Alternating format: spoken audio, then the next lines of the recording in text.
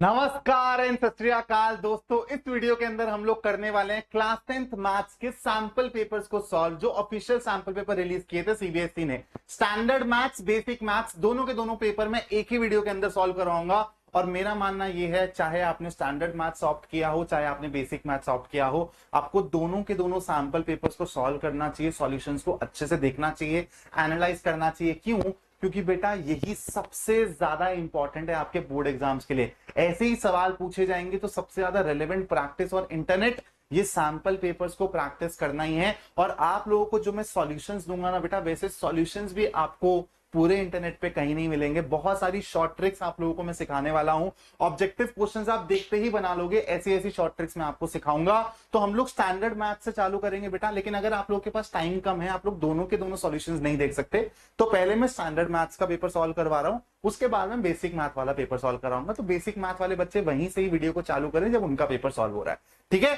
तो बेटा इंस्ट्रक्शंस हम लोगों को क्लियर है यार। इंस्ट्रक्शंस के बारे में मैं ज्यादा बातचीत नहीं करूंगा। 38 सवाल होते हैं, 5 सेक्शन होते हैं, 1 marker, 2 marker, 3 marker, 5 marker, 4 marker. 4 marker वाले कौन से होते हैं? केस बेस्ड सवाल, ऐसे 3 सवाल होते हैं। 5 मार्कर वाले हमारे पास 4 सवाल हैं। 20 हमारे पास ऑब्जेक्टिव क्वेश्चंस होते हैं। 2 मार्कर वाले 5 सवाल होते हैं और 3 मार्कर वाले 6 सवाल होते हैं, ठीक है। तो ऐसे हमारे टोटल 38 क्वेश्चन पूछे जाते हैं। ऑब्जेक्टिव क्वेश्चंस चालू कर रहा हूं बेटा, और मजा आ जाएगा तुम लोगों को सॉल्यूशन देख के। ऐसा सॉल्यूशन पूरे इंटरनेट पे कहीं नहीं मिलेगा, इसलिए वीडियो को एंड तक देखोगे तो बहुत सारी चीजें सीख के जाओगे। The graph of a quadratic polynomial this passes through the points this and this, the zeros of the polynomial are। बेटा जब तुमने जीरोस की ज्योमेट्रिकल मीनिंग पढ़ी होगी ना, तो तुमको ये सिखाया होगा तुम्हारे मास्टर ने, जहां से भी तुम लोग पढ़े हो, कि तुम्हारे जीरोस कैसे देखे जाते हैं। तुम्हारा जो ग्राफ है वो एक्स एक्सिस को जितने पॉइंट पे टच या कट करे उतने मेरे नंबर ऑफ जीरोस, और जहां पे वो टचिंग और कटिंग मौजूद है वही मेरे जीरोस हो जाते हैं। तो आप लोगों को ऐसे पॉइंट्स फिगर आउट करने हैं जो कि एक्स एक्सिस पे लाई करें। बोलो हाँ या ना। ऐसे पॉइंट्स कैसे फिगर आउट करोगे? जो भी पॉइंट्स एक्स एक्सिस पे लाई करते हैं उनका बाई कोऑर्डिनेट 0 हो जाना चाहिए दोस्त। तो ऐसे आपको यहां पर 2 पॉइंट्स दिख रहे हैं, यही बेटा आपके जीरोस हैं, यानी कि -6 और 6 आपके जीरोस हैं। That is D is the correct answer. Second सवाल क्या कह रहा है बेटा, इसमें आपको एक बहुत बढ़िया बेहतरीन ट्रिक सिखाऊंगा, बढ़िया विजुअलाइजेशन आप लोगों को दूंगा। द वैल्यू ऑफ के for which the system of equations this and this is inconsistent. Inconsistent माने कि सॉल्यूशन नहीं है भाई, मतलब पैरेलल वाला केस, नो सॉल्यूशन वाला केस। अब हर बच्चे को पता है उसके लिए क्या कंडीशन होती है, a1 by a2 is equal to b1 by b2 is not equal to c1 by c2। जितना भी बच्चा ये वीडियो देख रहा होगा, ये चीज हर बच्चे को पता होगी, तो आप आंख बंद करके भी बेटा ये वाला कॉन्सेप्ट लगा लोगे। लेकिन आप लोगों को इस सवाल के लिए पेन तक उठाने की जरूरत नहीं है। पहले आपको ट्रिक सिखाता हूं, उसके बाद आपको उस ट्रिक के पीछे का लॉजिक, हर ट्रिक के पीछे ना बेटा लॉजिक है, हवा में बातें नहीं होंगी, हर चीज सिखाऊंगा आपको। आप लोगों की ट्रिक क्या है बेटा, देखो ऐसे सवालों के लिए यहां पर x का कोफिशिएंट देखो और यहां पर x का कोफिशिएंट देखो। आप लोगों को अगर 3 को 6 बनाना है तो मल्टीप्लाइड बाय 2 करना पड़ेगा। वो वाला मीम सुना है तुमने, 70 में क्या जोड़ें कि 17 बन जाए, ऐसे ही 3 में क्या मल्टीप्लाई करूं कि 6 बन जाए, तो आप लोग बोलोगे 2। अब आपको y के कोफिशिएंट को देखना है, ठीक है। y का कोफिशिएंट यहाँ पे -k है, यहाँ पे 10 है। सेम प्रोसेस आपको y के कोफिशिएंट के साथ अप्लाई करना है। -k को अगर आप 2 से मल्टीप्लाई करोगे तो आपको 10 मिलेगा।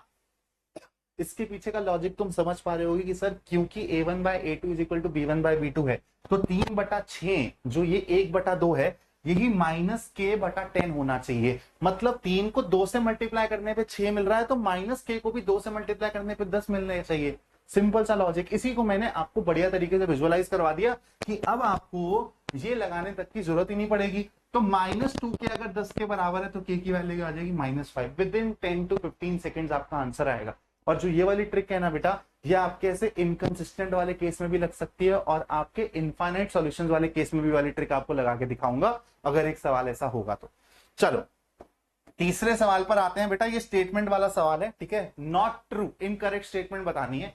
A number of seconds can be drawn at any point on the circle. हाँ भाई बिल्कुल सही बात है। जैसे मान लो ये वाला पॉइंट ले लिया, तो इस पे बेटा मैं बहुत सारी ऐसी सेकेंड्स बना सकता हूं, ये एकदम सही है। Only one tangent can be drawn at any point on the circle. Yes, एक पॉइंट पे एक यूनिक tangent ही होती है। A chord is a line segment joining 2 points on the circle. बिल्कुल सही बात है। From a point inside a circle only two tangents, बेटा अंदर के सर्कल के अंदर के पॉइंट से टैंजेंट ड्रॉ करी ही नहीं जा सकती। दिस इज रॉन्ग, हेंस यहाँ पे इनकरेक्ट स्टेटमेंट क्या आंसर हो जाएगी, ऑप्शन डी। चलो, if the nth term of the AP is this then find the common difference of the AP. Again एक बहुत बढ़िया शॉर्ट ट्रिक दिखाऊंगा दोस्तों, मजा आएगा। आप लोगों के सामने ये वाला सवाल आएगा तो आप इसको कैसे करोगे, सर ए एन दिया हुआ है 7n-4 के बराबर, सबसे पहले n की जगह 1 डाल देता हूं तो मेरे को फर्स्ट टर्म मिल जाएगी 7 × 1 - 4 यानी कि 3, फिर n की जगह 2 डाल देता हूं तो सेकंड टर्म मिल जाएगी 14 - 4 यानी कि 10, a2 - a1 करूंगा तो मेरे को कॉमन डिफरेंस मिल जाएगा 7 के बराबर। सर 7 मेरा उत्तर है, तालियां। लेकिन गगन सर यहां पर आपको एक और बढ़िया चीज सिखाने वाले हैं, ध्यान से सुनना बेटा। अगर आपकी कोई भी एपी की nth टर्म होना तो वो हमेशा हमेशा लीनियर एक्सप्रेशन इन n होगी। मतलब आप किसी भी एपी की nth टर्म को देखोगे ना तो वो आपको हमेशा लीनियर एक्सप्रेशन, देखो n की पावर 1 इसका मतलब है लीनियर इन n, तो ये हमेशा आपको ऐसे दिखेगी। ये जनरल तरीके से लिख रहा हूं, a × n + b, जहां पे a और b क्या है बेटा, मेरे कुछ कांस्टेंट्स है। तो अगर आपको ऐसे आपकी nth टर्म दी हो एपी की और आपसे क्या पूछा गया हो, कॉमन डिफरेंस, तो जो ये n के बगल वाले भैया होते हैं ना, कैपिटल A, यही आपके कॉमन डिफरेंस होते हैं, यही आपका कॉमन डिफरेंस। अब इसको इससे कंपेयर करो, क्या दिया हुआ 7n - 4, तो कैपिटल A हो गया 7 के बराबर, B हो गया -4 के बराबर, n के बगल वाले जो भैया हैं वही क्या है, कॉमन डिफरेंस, यही आया था आंसर। तो पेन तक उठाने की जरूरत नहीं पड़ेगी। इसके पीछे का लॉजिक मैंने क्या बोला, शॉर्ट ट्रिक हमेशा लॉजिकली बैक होती है बेटा, हवा में बातें नहीं करता हूं। यही शॉर्ट ट्रिक्स बाकी लोग कॉपी करके आपको सिखा देंगे बिना लॉजिक के। फर्क यही है मुझ में और बाकी मैथ्स टीचर में, हर शॉर्ट ट्रिक के पीछे ना लॉजिक है। देखो समझना, लॉजिक क्या है बेटा, जब तुम 7n - 4 को देखते हो, जब तुम n की जगह 1 डालोगे, 2 डालोगे, 3 डालोगे, तो ये तो हर जगह सेम ही रहेगा, -4 तो हर जगह रहेगा। क्या इसकी वजह से डिफरेंस क्रिएट हो रहा है टर्म्स में? नहीं, क्योंकि ये तो हर टर्म में है। डिफरेंस किसकी वजह से क्रिएट हो रहा है, जहां पे जब तुम 1 डालोगे तो 7 × 1, n की जगह 2 डालोगे तो 7 × 2, 3 डालोगे तो 7 × 3। तो ये डिफरेंस किसकी वजह से क्रिएट हो रहा है, ये जो n के बगल में खड़ा हुआ है उसकी वजह से डिफरेंस क्रिएट हो रहा है, इसलिए यही तो कॉमन डिफरेंस होगा, hence A is the answer. चलो अगला सवाल देखते हैं बेटा। The radius of the base of a right circular cone and the radius of the sphere are this, और दोनों के वॉल्यूम आपको इक्वल दिए हुए हैं, volume of the cone volume of the sphere के बराबर है, तो हमको अपना हाइट ऑफ द कोन बताना है। तो बेटा देखो सिंपल सी चीज है, 1/3 πr² should be equal to 4/3 πr³।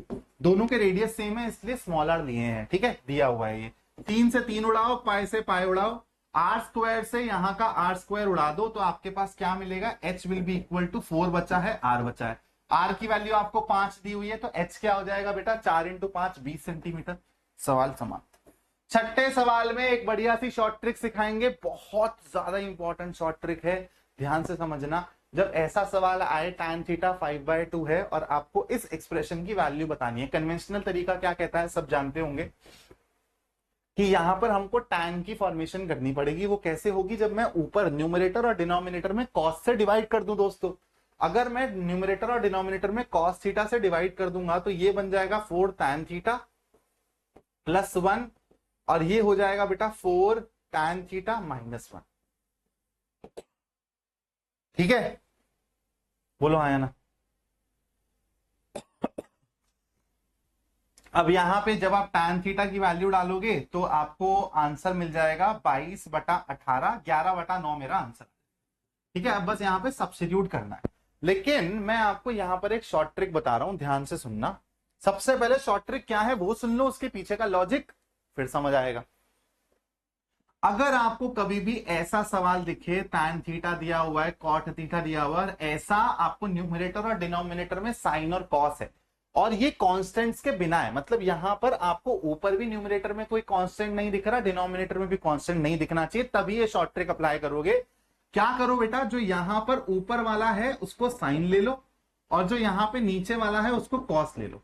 मतलब साइन को 5 डाल दो, कॉस को 2 डाल दो। आप लोग बोलोगे सर साइन 5 तो कभी हो ही नहीं सकता, कॉस 2 तो कभी हो ही नहीं सकता, क्योंकि साइन और कॉस की मैक्सिमम वैल्यू 1 होती है। तो सर ये तो इलॉजिकल है बिल्कुल ही। एकदम सही बोल रहे हो आप, लेकिन मैं आपको इसके पीछे का रीजन बताता हूं। सबसे पहले आप साइन की जगह 5 डालिए, कॉस की जगह 2 डालिए, ठीक है। मेरे कहने पे एक बार ये करके देखो। तो 4 into 5 20 plus 2 upon 20 minus 2, answer आपका क्या आएगा 22/18, 11/9।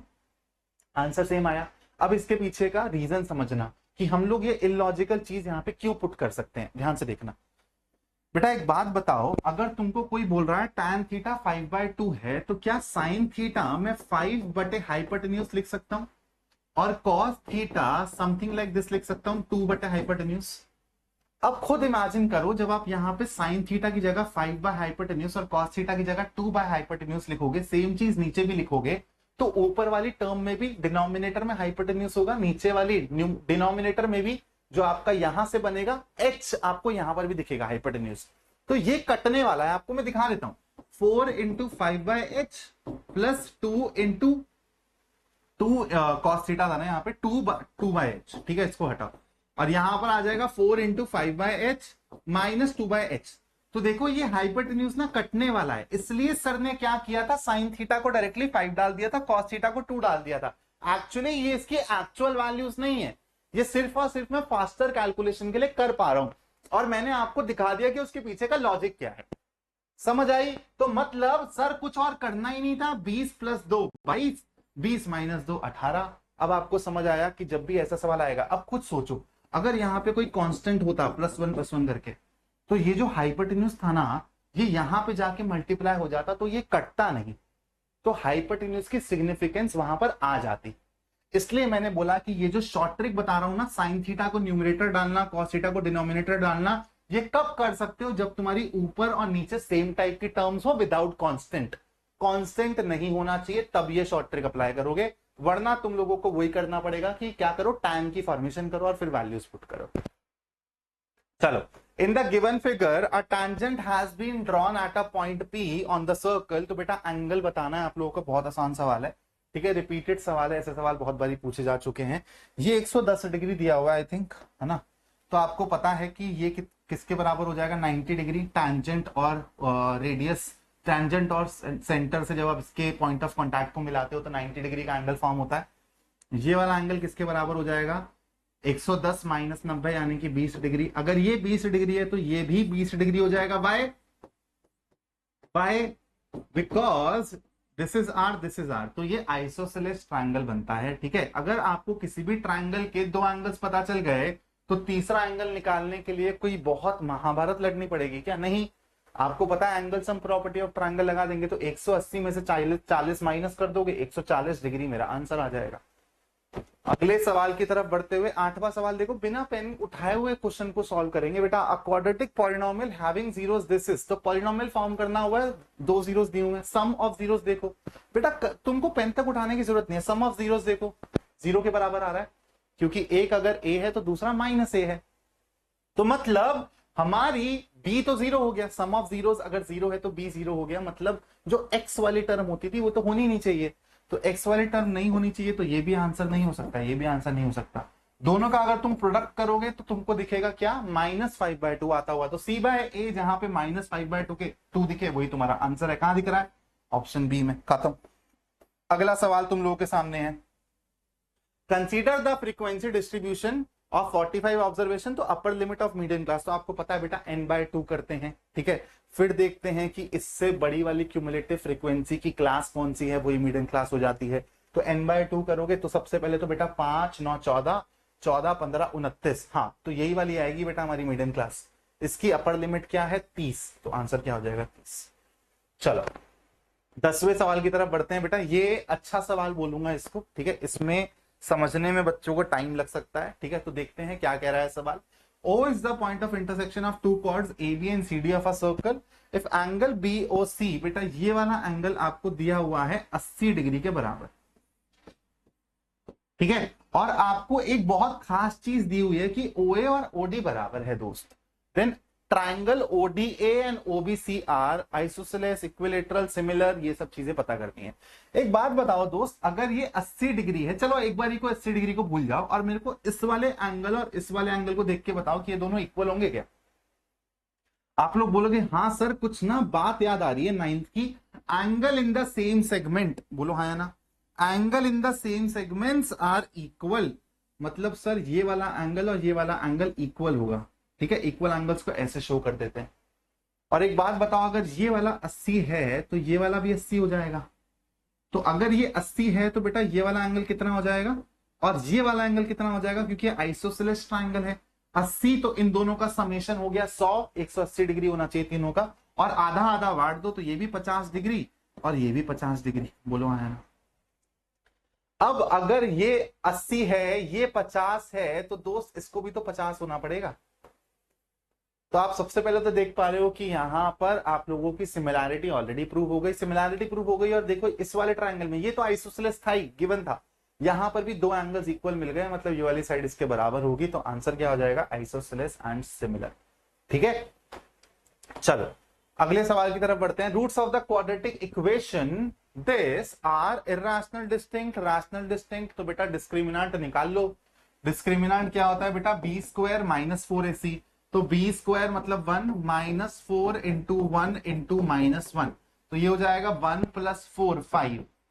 अब बेटा देखो यहां पे ए और सी ऑप्शन आप लोगों को बहुत ध्यान से देखने हैं, irrational and distinct, rational and distinct. तो जब भी आपका डिस्क्रिमिनेंट परफेक्ट स्क्वायर निकल जाए तो वो रूट से बाहर आ जाता है, तो आपको रैशनल रूट्स मिल जाते हैं। लेकिन यहां पे देखो ये परफेक्ट स्क्वायर नहीं है, तो ये ना रूट के अंदर ही पड़ा रहेगा, मतलब इर्रेशनैलिटी रहेगी आपके रूट्स में, hence the answer would be irrational and distinct. अगला सवाल बेटा देखो एकदम बच्चों वाला सवाल है, 30 डिग्री दिया हुआ है थीटा और 3 tan थीटा पूछा है, 3 इंटू tan 30 क्या होगा, 3 इंटू 1/√3 यानी कि 3/√3। ऐसे सवाल स्टैंडर्ड मैथ्स में है बेटा। अगला सवाल क्या कह रहा है, देखो ये थोड़ा सा कैलकुलेटिव सवाल है, ठीक है, इसमें आप लोगों को लग सकता है 50 सेकंड से लेके 1 मिनट सवा मिनट तक लग सकता है। The volume of the solid hemisphere is this, the total surface area of the solid hemisphere. चलो फटाफट से सॉल्व कर लेते हैं। यहां पर आपको वॉल्यूम दिया हुआ था हेमिस्फीयर का, है ना, तो 2/3 पाई आर क्यूब किसके बराबर दिया हुआ, आई थिंक 396/7 के बराबर। ठीक है, तो यहां से आर क्यूब क्या आ जाएगा बेटा, 396/7, ये बन जाएगा उधर 3/2, और पाई मतलब पाई 22/7 है, तो उस साइड जाके 7/22 बन जाएगा। जो जो कट रहा है बेटा काटो, ये जाएगा कितने में, 198 में, और ये 22 इंटू 9 होता है ये, हाँ 22 इंटू 9, तो 9 तिया 27, तो आर क्यूब आया 27 के बराबर दोस्त, तो आर क्या आया 2 के बराबर। निकालना क्या था बेटा, total surface area of the hemisphere यानी कि 3 पाई आर स्क्वायर, तो 3 इंटू 22/7 इंटू यहाँ पे 3 आएगा इंटू 9, तो आपका 66 इंटू 9/7 मेरा आंसर होगा, बटा 7, तो 594/7 मेरा आंसर होगा। Option B is the correct answer. 14वां सवाल बेटा बहुत आसान है, पेन बिना उठाए हम लोग इस सवाल को कर सकते हैं। In a bag containing 24 balls, 4 are blue, 11 are green and the rest are white. कितनी हो गई व्हाइट, 11 + 4 15 है, तो 24 - 15 9 बॉलें मेरी व्हाइट हो गई। 1 ball is drawn at random, the probability that the drawn ball is white in colour, तो 9 हमारी प्रेफर्ड चॉइसेस हो गई out of 24, so 9/24 is the answer, that is 3/8 will be the answer, B will be the correct answer. चलो 15वां सवाल पे आ जाए फटाफट से। अगेन विजुअलाइजेशन का सवाल है बेटा, कोई तुमको यहाँ पे डिस्टेंस फॉर्मूला लगाने की जरूरत नहीं है, देख रहा हूं मैं सॉल्यूशंस, डिस्टेंस फॉर्मूला लगाए जा रहे हैं अच्छे, अरे यार पेन तक उठाने की जरूरत नहीं है, विजुअलाइजेशन सिखाओ बच्चों को। The points on the x axis nearest to this point, देखो आप लोगों को यहां पे सिखाता हूं, ये आप लोगों को -4, -5 का डिस्टेंस देखना है, ठीक है। -4, -5 क्या होगा, -4 -5 मान लो यहां पर है बोला, -4, -5, और आप लोगों को इस पॉइंट का डिस्टेंस देखना है, the point on the x axis, और ये सारे के सारे पॉइंट्स देखो एक्स एक्सिस पे लाई करते हैं। इन चारों पॉइंट्स में से देखना है कि मिनिमम डिस्टेंस किस पॉइंट का होगा इस पॉइंट से। तो 0, 0, -4, -0, -5, 0, तो बेटा 0, 0 यहां होगा, -4, -0 कहां होगा बेटा, यहां होगा ना, इसके एकदम ऊपर, और -5, -0 कहां होगा, इसके थोड़ा सा आगे यहां पर, -5, -5, 0, और एक और पॉइंट है आई थिंक √41, 0, तो √41, 0 कहां होगा बेटा, कहीं यहां पर होगा। अब एक बात बताओ, खुद ही देखो, विजुअलाइज करो, ये रहा मेरा 0,0, कौन सा पॉइंट इससे मिनिमम डिस्टेंस पे? मिनिमम डिस्टेंस हमेशा परपेंडिकुलर डायरेक्शन में मिलता है बेटा। यहां से तुम देख रहे हो कि यहां पर ये वाला पॉइंट से मिनिमम डायरेक्शन पे, क्योंकि देखो ये भी एक हाइपोटेन्यूज फॉर्म करेगा इस ट्राइंगल की, ये भी एक ट्राइंगल की हाइपोटेन्यूज फॉर्म करेगा, ये भी एक ट्राइंगल की हाइपोटेन्यूज फॉर्म करेगा। तो चाहे ये वाली हो, चाहे ये हो, चाहे ये हो, ये ट्राइंगल्स के साथ अगर तुम इसको परपेंडिकुलर लेते हो तो ये सारे के सारे तीनों के तीनों हाइपोटेन्यूज बनते हुए दिखाई देंगे। हाइपोटेन्यूज हमेशा बड़ा होता है ना, that means this is the smallest. तो तुम्हारा आंसर क्या होगा बेटा इसका? -4,0 वुड बी द आंसर। कहां है वो? ये रहा। अगला सवाल ओरली सॉल्व कर सकते हैं, एकदम डेफिनेशन में बेस्ड सवाल है। Which of the following gives the middle most observation of the data? Median. A point on the x-axis divides the line segment joining the points this and this in the ratio 1:2. The point is तो बेटा देखो x-axis पे अगर ये लाई करता है तो सबसे पहले तो y 0 हो जाएगा। ये मेरा आंसर हो नहीं सकता, ये मेरा आंसर हो नहीं सकता। बोलो हाँ या ना? बस अब अपने को x की वैल्यू निकालनी है। कैसे निकाल सकते हैं? m1x2 plus nx1 mx2 plus nx1 upon m plus n। तो अपना रेशियो बेटा 1:2 है, तो पहले वाले को इससे 5 से मल्टीप्लाई करो, ठीक है? फॉर्मूला लगा रहा हूं बस, 5 plus 2 into 2 4 upon m plus n, यानी कि 1 प्लस 2 3। तो 9/3 3,0 मेरा आंसर है। C will be the correct answer, ठीक है? 18वां सवाल क्या कह रहा है बेटा? A face card is drawn from a well shuffled deck of playing cards.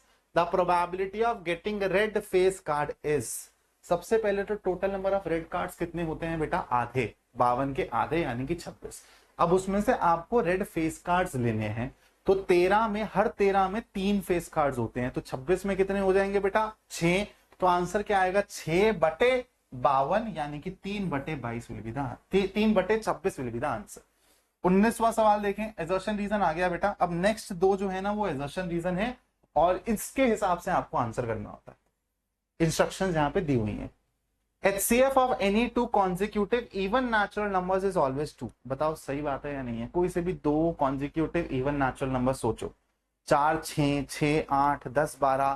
बेटा जब भी तुम देखो, कभी भी कोई ऐसे नंबर लोगे ना 2 4 टाइप के, 4 6 टाइप के, 6 8 टाइप के, जब तुम इनमें से दो कॉमन निकालोगे ना तो तुमको पता है कोप्राइम पेयर मिल जाएगा। देखो जब भी तुम दो कॉमन निकालोगे तो यहां पे तुमको मिल जाएगा 2 3, यहां पे मिलेगा 3 4, ऐसे पेयर मिलेंगे, ऐसे नंबर्स मिलेंगे जिसका हाईएस्ट कॉमन फैक्टर ना 1 निकलेगा। दैट मींस ये बात एकदम सही है, HCF of any two consecutive even natural numbers, जो ऐसे natural numbers, even natural numbers हो जो एक के बाद एक आते हैं, कॉन्जिक्यूटिव हो, उनका HCF क्या होता है? 2 होता है। This is absolutely correct. आपको रीजन भी मैंने बता दिया। Even natural numbers are divisible by 2। बोलिए, ये बात एकदम सही है क्या? बिल्कुल सही है। लेकिन आप एक बात बताइए यार, ये जो चीज है एजर्शन में जो स्टेटमेंट दी हुई है, क्या वो रीजन को बढ़िया तरीके से एक्सप्लेन कर रही है? जो मैंने आपको लॉजिक बताया यहाँ पे एजर्शन के सही होने का, क्या वो आपको रीजन में दिख रहा है? मैं दोबारा से आप लोगों को समझा देता हूं। HCF of any two consecutive even natural numbers is always 2। आपको इसका समझ आ गया रीजन किया? दोनों के दोनों 2 से डिवाइड होंगे ही, क्योंकि अगर इवन नेचुरल नंबर्स हैं तो, और कॉन्जिक्यूटिव है, इसलिए जैसे ही आप 2 कॉमन लोगे वो कैसा पेयर बन जाएगा? ऐसा पेयर बन जाएगा जिसमें और कुछ कॉमन बचेगा ही नहीं, इसलिए 2 आपका हाईएस्ट कॉमन फैक्टर है। और रीजन में क्या दिया हुआ है? Even natural numbers are divisible by 2। तो बेटा क्या आपकी जो रीजन में स्टेटमेंट है, क्या आपकी जो रीजन में स्टेटमेंट है वो आपके, सोचो, एजर्शन को बढ़िया तरीके से एक्सप्लेन कर रही है? बताओ भाई, या फिर नियरली भी एक्सप्लेन कर रही है तो भी बता दो। बताओ भाई।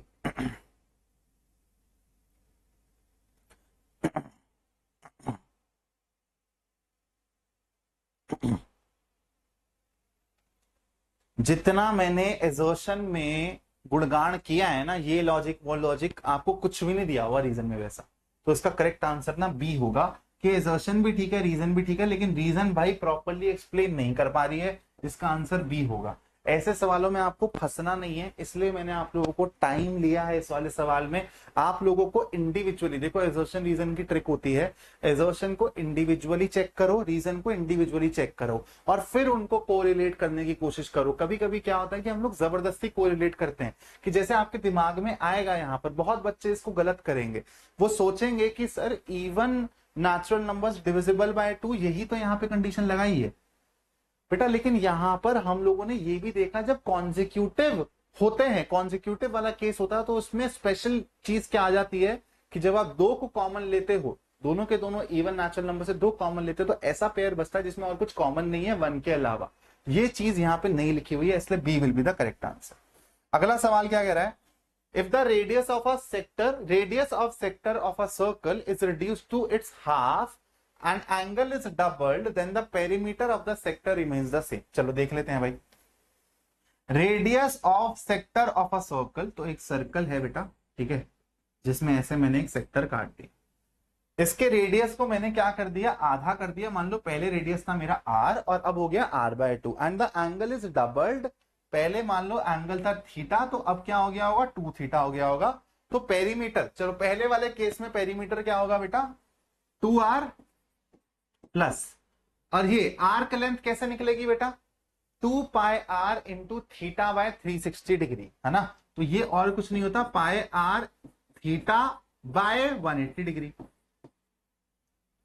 अब अगर तुम आर को कर दो क्या, आधा, मतलब आर को तुम r/2 कर दोगे, तो पेरीमीटर में ये वाला पोर्शन क्या हो जाएगा, 2 इंटू r/2 मतलब r प्लस, और यहां पे क्या हो जाएगा, पाई इंटू आर की जगह r/2, थीटा की जगह हो जाएगा 2 थीटा डिवाइडेड बाय 180 डिग्री।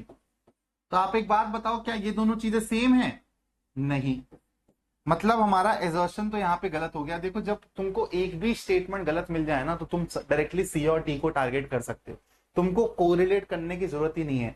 ए यहाँ पर गलत हो गया, तो बेटा ये सही होगा ही होगा। एक बार पढ़ लेते हैं, the length of the arc subtending angle theta at the centre of the circle are is this. बिल्कुल सही बात है, और ये चीज अगर तुम नहीं भी पढ़ते ना, तो भी तुमको पता था कि ये सही है, क्योंकि एक ऑप्शन तो सही होगा ही होगा ना बेटा।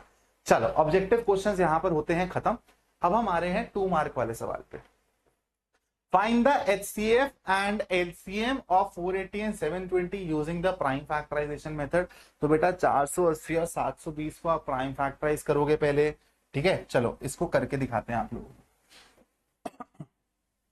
480 है और फिर है अपने पास 720, ठीक है। 480 को अगर मैं प्राइम फैक्टराइज कर दूं, यहाँ पे फटाफट से फैक्टराइजेशन कर दो इसकी, तो 2 से जाएंगे ये मियाँ पहले 240, फिर दोबारा ये 2 से जाएंगे बेटा 120, फिर दोबारा ये 2 से जाएंगे फिर आएगा 60, फिर दोबारा ये 2 से जाएगा बेटा फिर आएगा 30, फिर दोबारा ये 2 से जाएगा फिर जाएगा 15, फिर बचेगा 3 इंटू 5, ठीक है। तो ये हो गया 2 की पावर 5 इंटू 3 की पावर 1 इंटू 5 की पावर 1। और 720 का क्या गेम रहेगा दोस्त, 720 को अगर आप फैक्टराइज करोगे तो ये 2 फिर 360, ठीक है। फिर आएगा आपका 2 और फिर आएगा अपने पास 180, फिर आएगा अपने पास 2, फिर आएगा 90, फिर आएगा 2, फिर आएगा 45, और फिर 45 हो जाता है 9 इंटू 5 मतलब 3 स्क्वायर इंटू 5। टाइम बचा रहा हूं थोड़ा सा, तो 2 है मेरा 4 बारी, 3 स्क्वायर इंटू 5। निकालना क्या था दोस्तों, निकालना है HCF और LCM दोनों। तो आपको पता होना चाहिए बेटा HCF कैसे निकलता है। अगर आपको प्राइम फैक्टराइजेशन दे रखी हो 2 नंबर की, तो आप क्या करोगे, कॉमन फैक्टर्स को स्पॉट करोगे। 2 कॉमन है, बिल्कुल है, 3 कॉमन है, बिल्कुल है, 5 कॉमन है, बिल्कुल है। सबसे पहले इन कॉमन फैक्टर्स को लिख दो। अब इनके ऊपर पावर चढ़ानी है। कौन सी पावर चढ़ानी है बेटा, जो भी दोनों के दोनों नंबर्स में स्मॉलेस्ट पावर दिखे कॉमन फैक्टर्स की, वो चढ़ाते। तो 2 की स्मॉलेस्ट पावर क्या है 4, 3 की 1 और 5 की 1, तो ये आपका उत्तर हो जाएगा। 2 की पावर 4 इंटू 3 इंटू 5, ये आपका HCF हो जाएगा। और ये किसके बराबर हो जाएगा, ये हो गया आपका 4 4 4 16, ठीक है। 16 इंटू 3 48, 48 इंटू 5 240, तो आपका HCF हो जाएगा बेटा 240। अब LCM निकालने के लिए क्या करते हैं बेटा, LCM तो और ज्यादा आसान है। कुछ नहीं करना, जितने भी फैक्टर्स दिख रहे हैं, नॉट जस्ट कॉमन, जितने भी दिख रहे हैं सबके सब ऐसे बिछा दो और सब पे हाईएस्ट पावर्स लेके चलो। दोनों नंबर में जो भी हाईएस्ट पावर्स दिख रही है वो लेके चलो। तो 2 की पावर 5, 3 की पावर 2 और 5 की पावर a, और बीच में गुणे का साइन लगा दो, प्रोडक्ट का साइन लगा दो। तो 2 की पावर 5 इंटू 3 इंटू 5 इंटू 3। तो देखो 480 को 3 से मल्टीप्लाई करोगे तो आपको एलसीएम मिल जाएगा। मतलब आपका आंसर क्या हो जाएगा, 500 होता तो 1500 होता, 1460। ये आपका उत्तर हो जाएगा। ठीक है, इसका और वाला सवाल देखें एक बारी, क्या कह रहा है, the HCF of 85 and 238 is expressible in the form. तो बेटा कुछ नहीं करना, इन दोनों को प्राइम फैक्टराइज करोगे, सेम तरीके से एचसीएफ निकालोगे, उसको इससे इक्वेट कर देना, एन की वैल्यू आ जाएगी। ठीक है, चलो बढ़ते हैं नेक्स्ट सवाल की तरफ। 2 dice are rolled together. Okay जी, बहुत खूबसूरत बात है। Bearing numbers 4, 6, 7, 9, 11 and 12। Find the probability that the product of the numbers obtained is an odd number. बेटा बहुत अच्छा सवाल है। 2 नंबर के सवालों में यूजुअली हम लोग ऐसे सवाल एक्सपेक्ट नहीं करते हैं, लेकिन ये एक अच्छा सवाल की कैटेगरी में डालूंगा। ठीक है, तो आप लोगों को बेटा एक ऐसा डाइस दिया गया है जिसपे ये नंबर है हमारे पास 6, और आपको बोला गया है ऐसे 2 डाइस रोल करे गए हैं, और दोनों डाइस पे जो नंबर्स आएंगे ना उनका प्रोडक्ट ना ऑड नंबर होना चाहिए।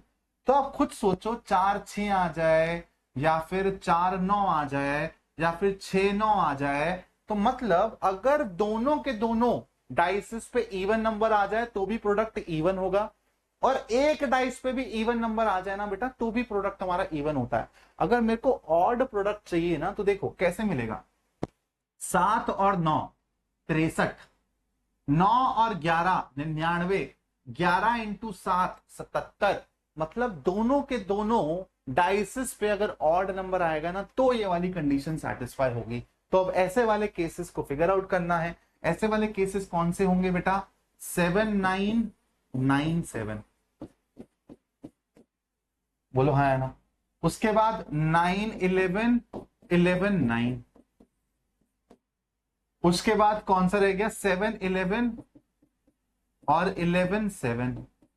उसके साथ साथ बेटा हर कोई खुद के साथ भी तो आ सकता है ना। तो 7 7 9 9 11 11। अब काउंट कर दो कितने होगा, आई थिंक 4 और 5 9 हो गए ये।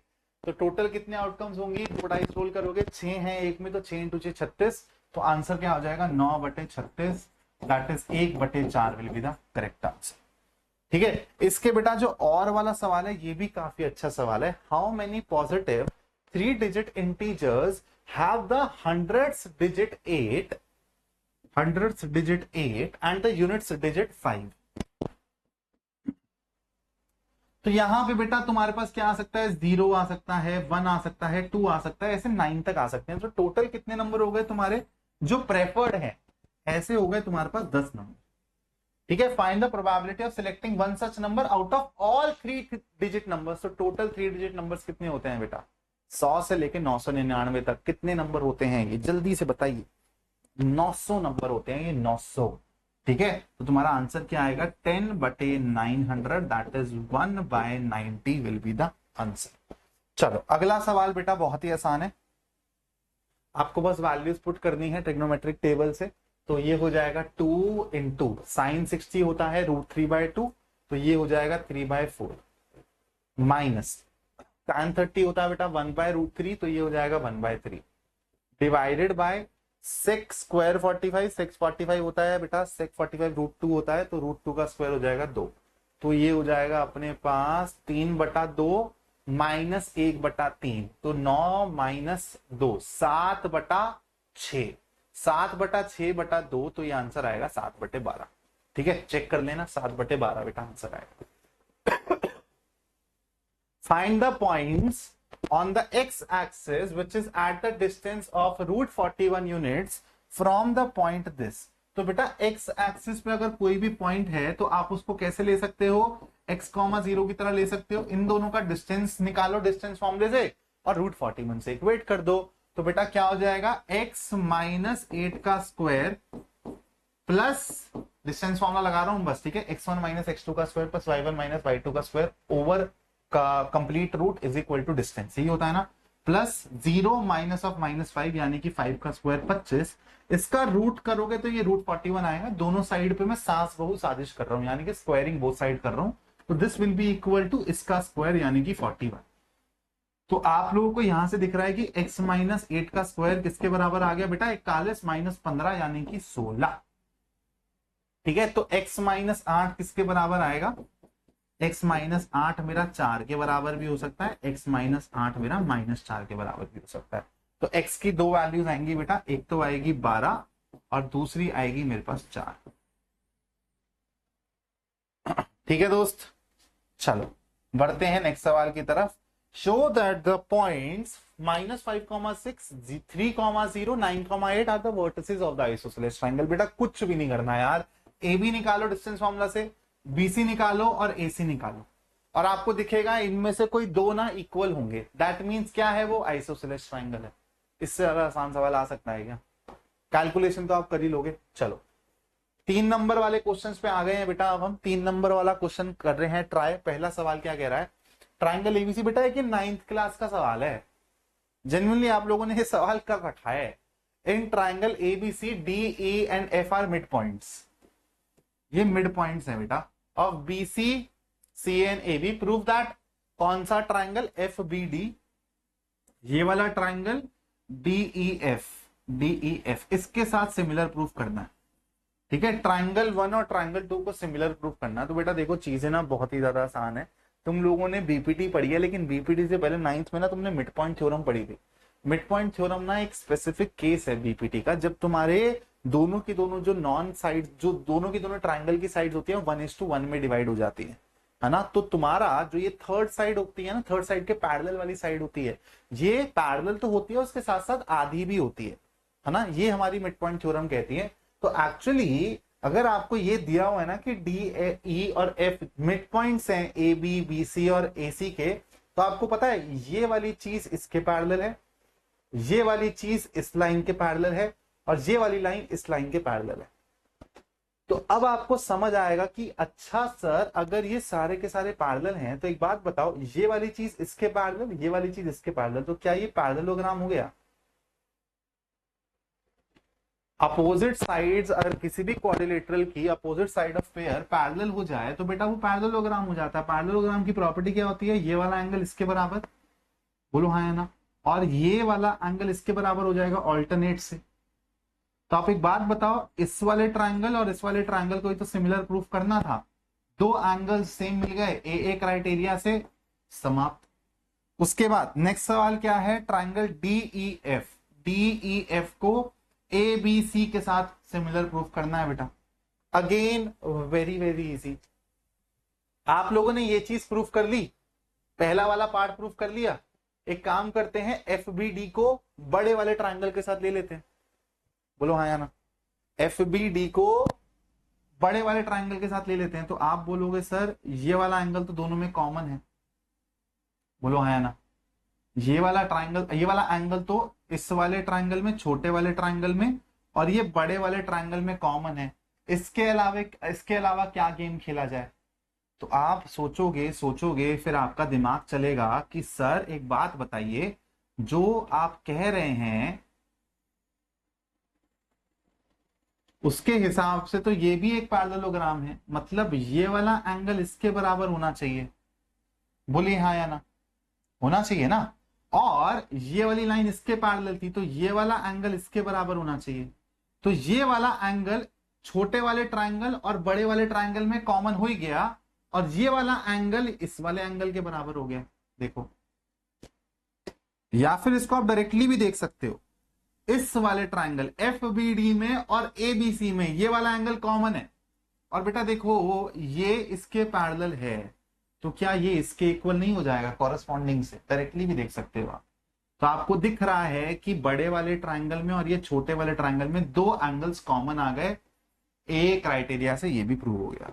ठीक है, चलो आपका और वाला क्वेश्चन क्या कह रहा है वो देख लेते हैं। In triangle ABC P and Q are the points on A B and A C respectively such that P Q is parallel to B C. BPT का सवाल है, तो ये मीडियन है, तो मीडियन आपके पी क्यू को भी बाइसेक्ट कर रही है, मतलब जो ए आर है वो पी क्यू को भी बाइसेक्ट कर रही है, मतलब जो ए आर है वो पी क्यू की भी मीडियन है, यही वो बोल रहा है प्रूफ करने को। चलो बहुत आसान है बेटा, पीपीटी लगेगी सबसे पहले क्योंकि आपको ये दिया हुआ है कि ये इसके पैरेलल है। तो एक बात बताओ, एपी, या फिर एक काम करो बीपीटी छोड़ो, सिमिलैरिटी लगाओ, बढ़िया चीज है बेटा, सिमिलैरिटी लगाओ। ये चीज इसके पैरेलल है, ठीक है। तो एक बात बताओ, छोटे वाला ट्रायंगल डिवाइडेड बाय बड़े वाले ट्रायंगल की साइड ए बी, सिमिलैरिटी लग गई यहां पे क्योंकि आपको पता है ये वाला एंगल इसके बराबर हो जाएगा दोस्त, ठीक है, और ये कॉमन है इस वाले ट्रायंगल में और बड़े वाले ट्रायंगल में। तो triangle APR is similar to triangle ABD. इतना सबको समझ आ गया? तो अब हम लोग कैसे लिखेंगे, एपी छोटे वाले ट्रायंगल की साइड डिवाइडेड बाय बड़े वाले ट्रायंगल की side, this will be equal to what, P R बटा बी डी, पी आर बटा बी डी। क्लियर कहानी? यही चीज बेटा तुमको इस वाले ट्रायंगल और ये बड़े वाले ट्रायंगल के साथ करनी है क्योंकि ये इसके पैरेलल है। Similarly A R Q will be similar to A D C. तो अब तुम लोग क्या करोगे, ए क्यू छोटे वाले ट्रायंगल की साइड डिवाइडेड बाय बड़े वाले ट्रायंगल की side A C will be equal to किसके बराबर आएगा, आर क्यू बटा डी सी। और एक बात बताओ, जब पी क्यू बीसी के क्या है, पी क्यू बीसी के पैरेलल है तो ए पी क्यू और ए बी सी भी तो सिमिलर होगा। That means A P by A B will be equal to A Q by A C. तो ये दोनों के दोनों बराबर हैं, दैट मीन्स ये दोनों के दोनों भी बराबर होनी चाहिए। और आपको ये दिया हुआ है कि मीडियन एडी, एडी एडी जो है वो मीडियन है, मतलब ये इसके बराबर है, मतलब बीडी और डीसी बराबर है। तो जब इन दोनों को इक्वेट करोगे ये दोनों कट जाएंगे, डिनोमिनेटर में सेम चीज है, तो पी आर आर क्यू के बराबर आ जाएगा, मतलब ए आर जो है वो मीडियन हो जाएगा। यही चीज प्रूव करनी थी, हेंस प्रूव्ड। ठीक है, चलो अगला सवाल क्या कह रहा है दोस्तों, the sum of two numbers is 18 and the sum of their reciprocals is 9/40, find the numbers. तो सिंपल है बेटा, आप लोगों को कुछ करना ही नहीं है, दिया हुआ है, सिंपल सी बात है, x जमा वाई। देखो इसको आप लोग सिंपली सब्स्टिट्यूट करके भी कर सकते हो। The sum of the two numbers, हट जा भाई, the sum of the two numbers is 18। तो अगर एक को x ले लो तो दूसरा 18 - x हो जाएगा, और इन दोनों के रेसिप्रोकल्स का सम क्या है, 9/40। तो 1/x plus 1/18 - x is equal to 9/40 है दोस्त। इसको जब तुम सॉल्व करोगे तो एक क्वाड्रेटिक इक्वेशन फॉर्म होगी, उस क्वाड्रेटिक को सॉल्व करना पड़ेगा, आंसर आ जाएगा। ठीक है, कैलकुलेशन में तुम्हारे हाथ में छोड़ रहा हूं। If alpha and beta are the zeros of the polynomial this, then form a quadratic polynomial whose zeros are alpha square and beta square. अगर ऐसी पॉलिनोमियल फॉर्म करनी है जिसके जीरोस अल्फा स्क्वायर और बीटा स्क्वायर है, तो इनका sum क्या हो जाएगा बेटा, alpha square plus beta square. ठीक है, जीरोस का सम। अगर आपको कोई क्वाड्रेटिक पॉलिनोमियल फॉर्म करनी है तो उसके अगर जीरोस का सम पता चल जाए, प्रोडक्ट पता चल जाए, तो x square minus sum of x plus product वाला फॉर्मेट लग जाता है। तो इसलिए मैंने इसका सम देखा किसके बराबर आ रहा है, तो ये होगा बेटा, कैसे लिखते हैं इसको, अल्फा प्लस बीटा का whole square minus 2 alpha beta. अब आपको पता है यहां पर एक आपको पॉलिनोमियल एक्सप्रेशन दी हुई है जिसके जीरोस अल्फा और बीटा है, तो अल्फा प्लस बीटा क्या हो जाएगा यहां से, -b/a यानी कि 5/6 का होल स्क्वायर यानी कि 25/36 माइनस 2 अल्फा बीटा यानी कि 2 × 1/6 यानी कि 2/6। ये हो जाएगा 12/36, है ना, तो ये हो जाएगा 13/36। सिमिलरली जब आप इन दोनों का प्रोडक्ट करोगे तो alpha square into beta square किसके बराबर होगा बेटा, अल्फा बीटा का होल स्क्वायर यानी कि c/a का होल स्क्वायर यानी कि 1/6 का होल स्क्वायर 1/36। तो ये लो सम आपका ये रहा, प्रोडक्ट आपका ये रहा। फटाफट से x square minus sum of x plus product वाला फॉर्मेट लगा दो और आपको आपकी क्वाड्रेटिक पॉलिनोमियल मिल जाएगी। अगला सवाल क्या कहता है बेटा, अगला सवाल क्या कहता है, cos theta plus sine theta अगर आपको 1 दिया गया है तो आपको cos theta minus sine theta को +-1 प्रूफ करना है बेटा। निहायत ही आसान सवाल है। अगर मैं यहाँ पे इसका दोनों साइड पे सास बहु साजिश कर दूं, स्क्वायरिंग कर दूं, तो sine square theta plus cos square theta मिलेगा, 1 होगा, plus 2 sine theta cos theta होगा। तो 1 + 2 साइन थीटा कॉस थीटा किसके बराबर होगा बेटा, 1 के बराबर होगा। तो 2 sin थीटा cos थीटा 0 के बराबर आएगा, यानी कि sin थीटा cos थीटा 0 के बराबर आएगा, हाँ या ना। अब cos theta minus sin theta मान लेते हैं x के बराबर है, ठीक है। स्क्वायर करो इसको, दोनों साइड पे सास बहु साजिश करोगे तो अगेन लेफ्ट हैंड साइड पे a square plus B square minus 2ab cos square theta plus sin square theta 1 हो जाएगा। 1 minus 2 sin theta cos theta will be equal to x square. इसकी वैल्यू क्या है, 0 के बराबर है, तो एक्स स्क्वायर आपका 1 आ गया, तो x क्या हो जाएगा, जो कि आपको निकालना था, प्लस माइनस 1, खत्म, ठीक है। चलो अगला सवाल करते हैं बेटा। सवाल बहुत आसान है, बस कैलकुलेशन है इसमें। The minute hand of a clock wall is 18 centimetre long. तो बेटा ये जो चीज दी हुई है ना आपको, क्या दी हुई है, रेडियस है। Find the area of the face of the clock described by the minute hand in 35 minutes। तो देखो इस तरीके की चीज दी हुई है कि एक क्लॉक है जिसमें आपका रेडियस है कुछ 18 सेंटीमीटर। तो ये 35 मिनट घूमेगी तो कितना आप लोगों का एरिया स्वीप करेगी, कितना एरिया कवर करेगी, उसकी वैल्यू बतानी है बेटा। तो अगर एक मिनट हैंड होती है वो पूरा का पूरा घड़ी का चक्कर लगाता है 60 मिनट में, मतलब 60 मिनट के अंदर वो पूरा का पूरा पाई स्क्वायर कवर कर लेता है। तो 35 मिनट में कितना करेगा, बोलो आया ना, समझ आ रहा है बात। 60 मिनट में अगर वो पूरा का पूरा पाई स्क्वायर कवर कर लेता है, ठीक है। देखो 60 मिनट्स में मिनट हैंड पूरा का पूरा पाई स्क्वायर कवर कर लेता है, तो 1 मिनट में कितना करेगा, पाई स्क्वायर बाय 60, है ना, यूनिटरी मेथड बोलते हैं इसको। तो 35 मिनट में कितना करेगा, पाई स्क्वायर इंटू 35/60। 35/60 यानी कि आप इसको 5 से कर सकते हो, 7/12। बस ये आपको निकालना है। पाई की वैल्यू डाल देना, दी हुई है, नहीं दी हुई तो यहां पे आप 22/7 डाल देना। आर की वैल्यू आपकी 18 है, आप लोगों को सॉल्व करना है, आंसर आ जाएगा। सेकंड वाला पार्ट क्या कह रहा है बेटा, सेकंड वाला पार्ट कुछ नहीं कह रहा, एरिया ऑफ माइनर सेगमेंट निकालने को बोल रहा है। माइनर सेगमेंट माने बेटा ये, तो आप लोग सेक्टर का एरिया निकालोगे सबसे पहले। ये वाला एंगल आपको 60 डिग्री दिया हुआ है। सेक्टर का एरिया क्या होता है, pi square into theta by 360 degree.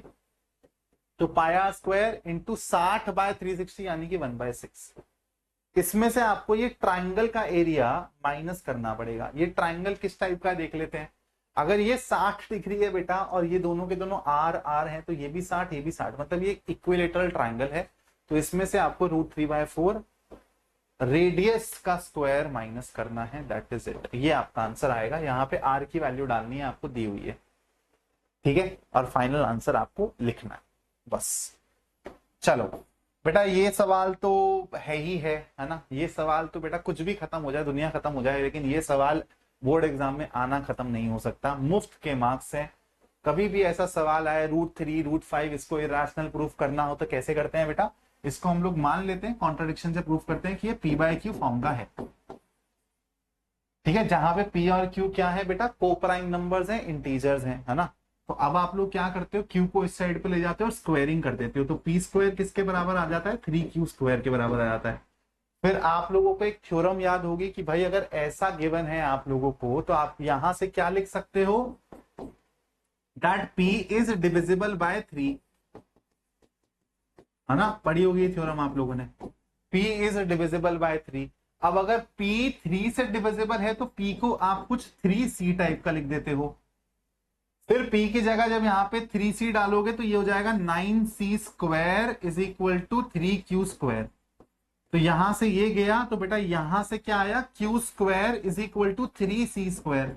अब जो यहां पर P के साथ गेम खेला था वही यहां पर Q के साथ गेम खेलोगे और बोलोगे कि Q is divisible by 3, divisible by 3। अब आप बोलोगे यार P और Q दोनों के दोनों 3 से डिविजिबल है, मतलब 3 तो इसका भाई कॉमन फैक्टर हो गया। लेकिन अगर ये P/Q की फॉर्म में थे, हमने बोला था कि ये P और Q क्या है, कोप्राइम नंबर्स है, मतलब इनका हाईएस्ट कॉमन फैक्टर 1 होना चाहिए था। तो यहां पर आपको वायलेशन होती हुई दिख रही है, मतलब जो हमने एज्यूम किया था वो गलत है।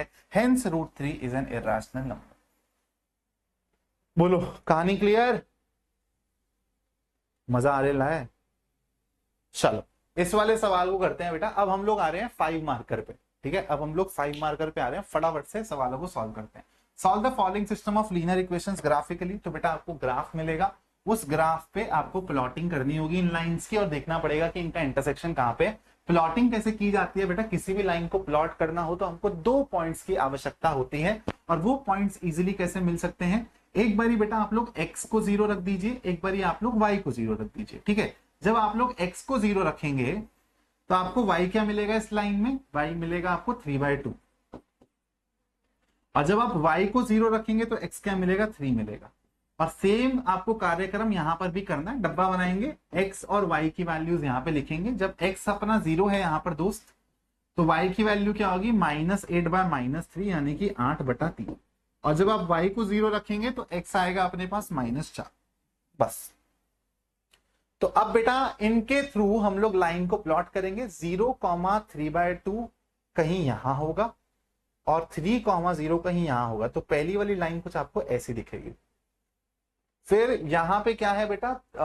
0,8/3। अब 3/2 बड़ा है या फिर 8/3 बड़ा है? 8/3 बड़ा है, तो इसका पॉइंट ऊपर रहेगा थोड़ा सा।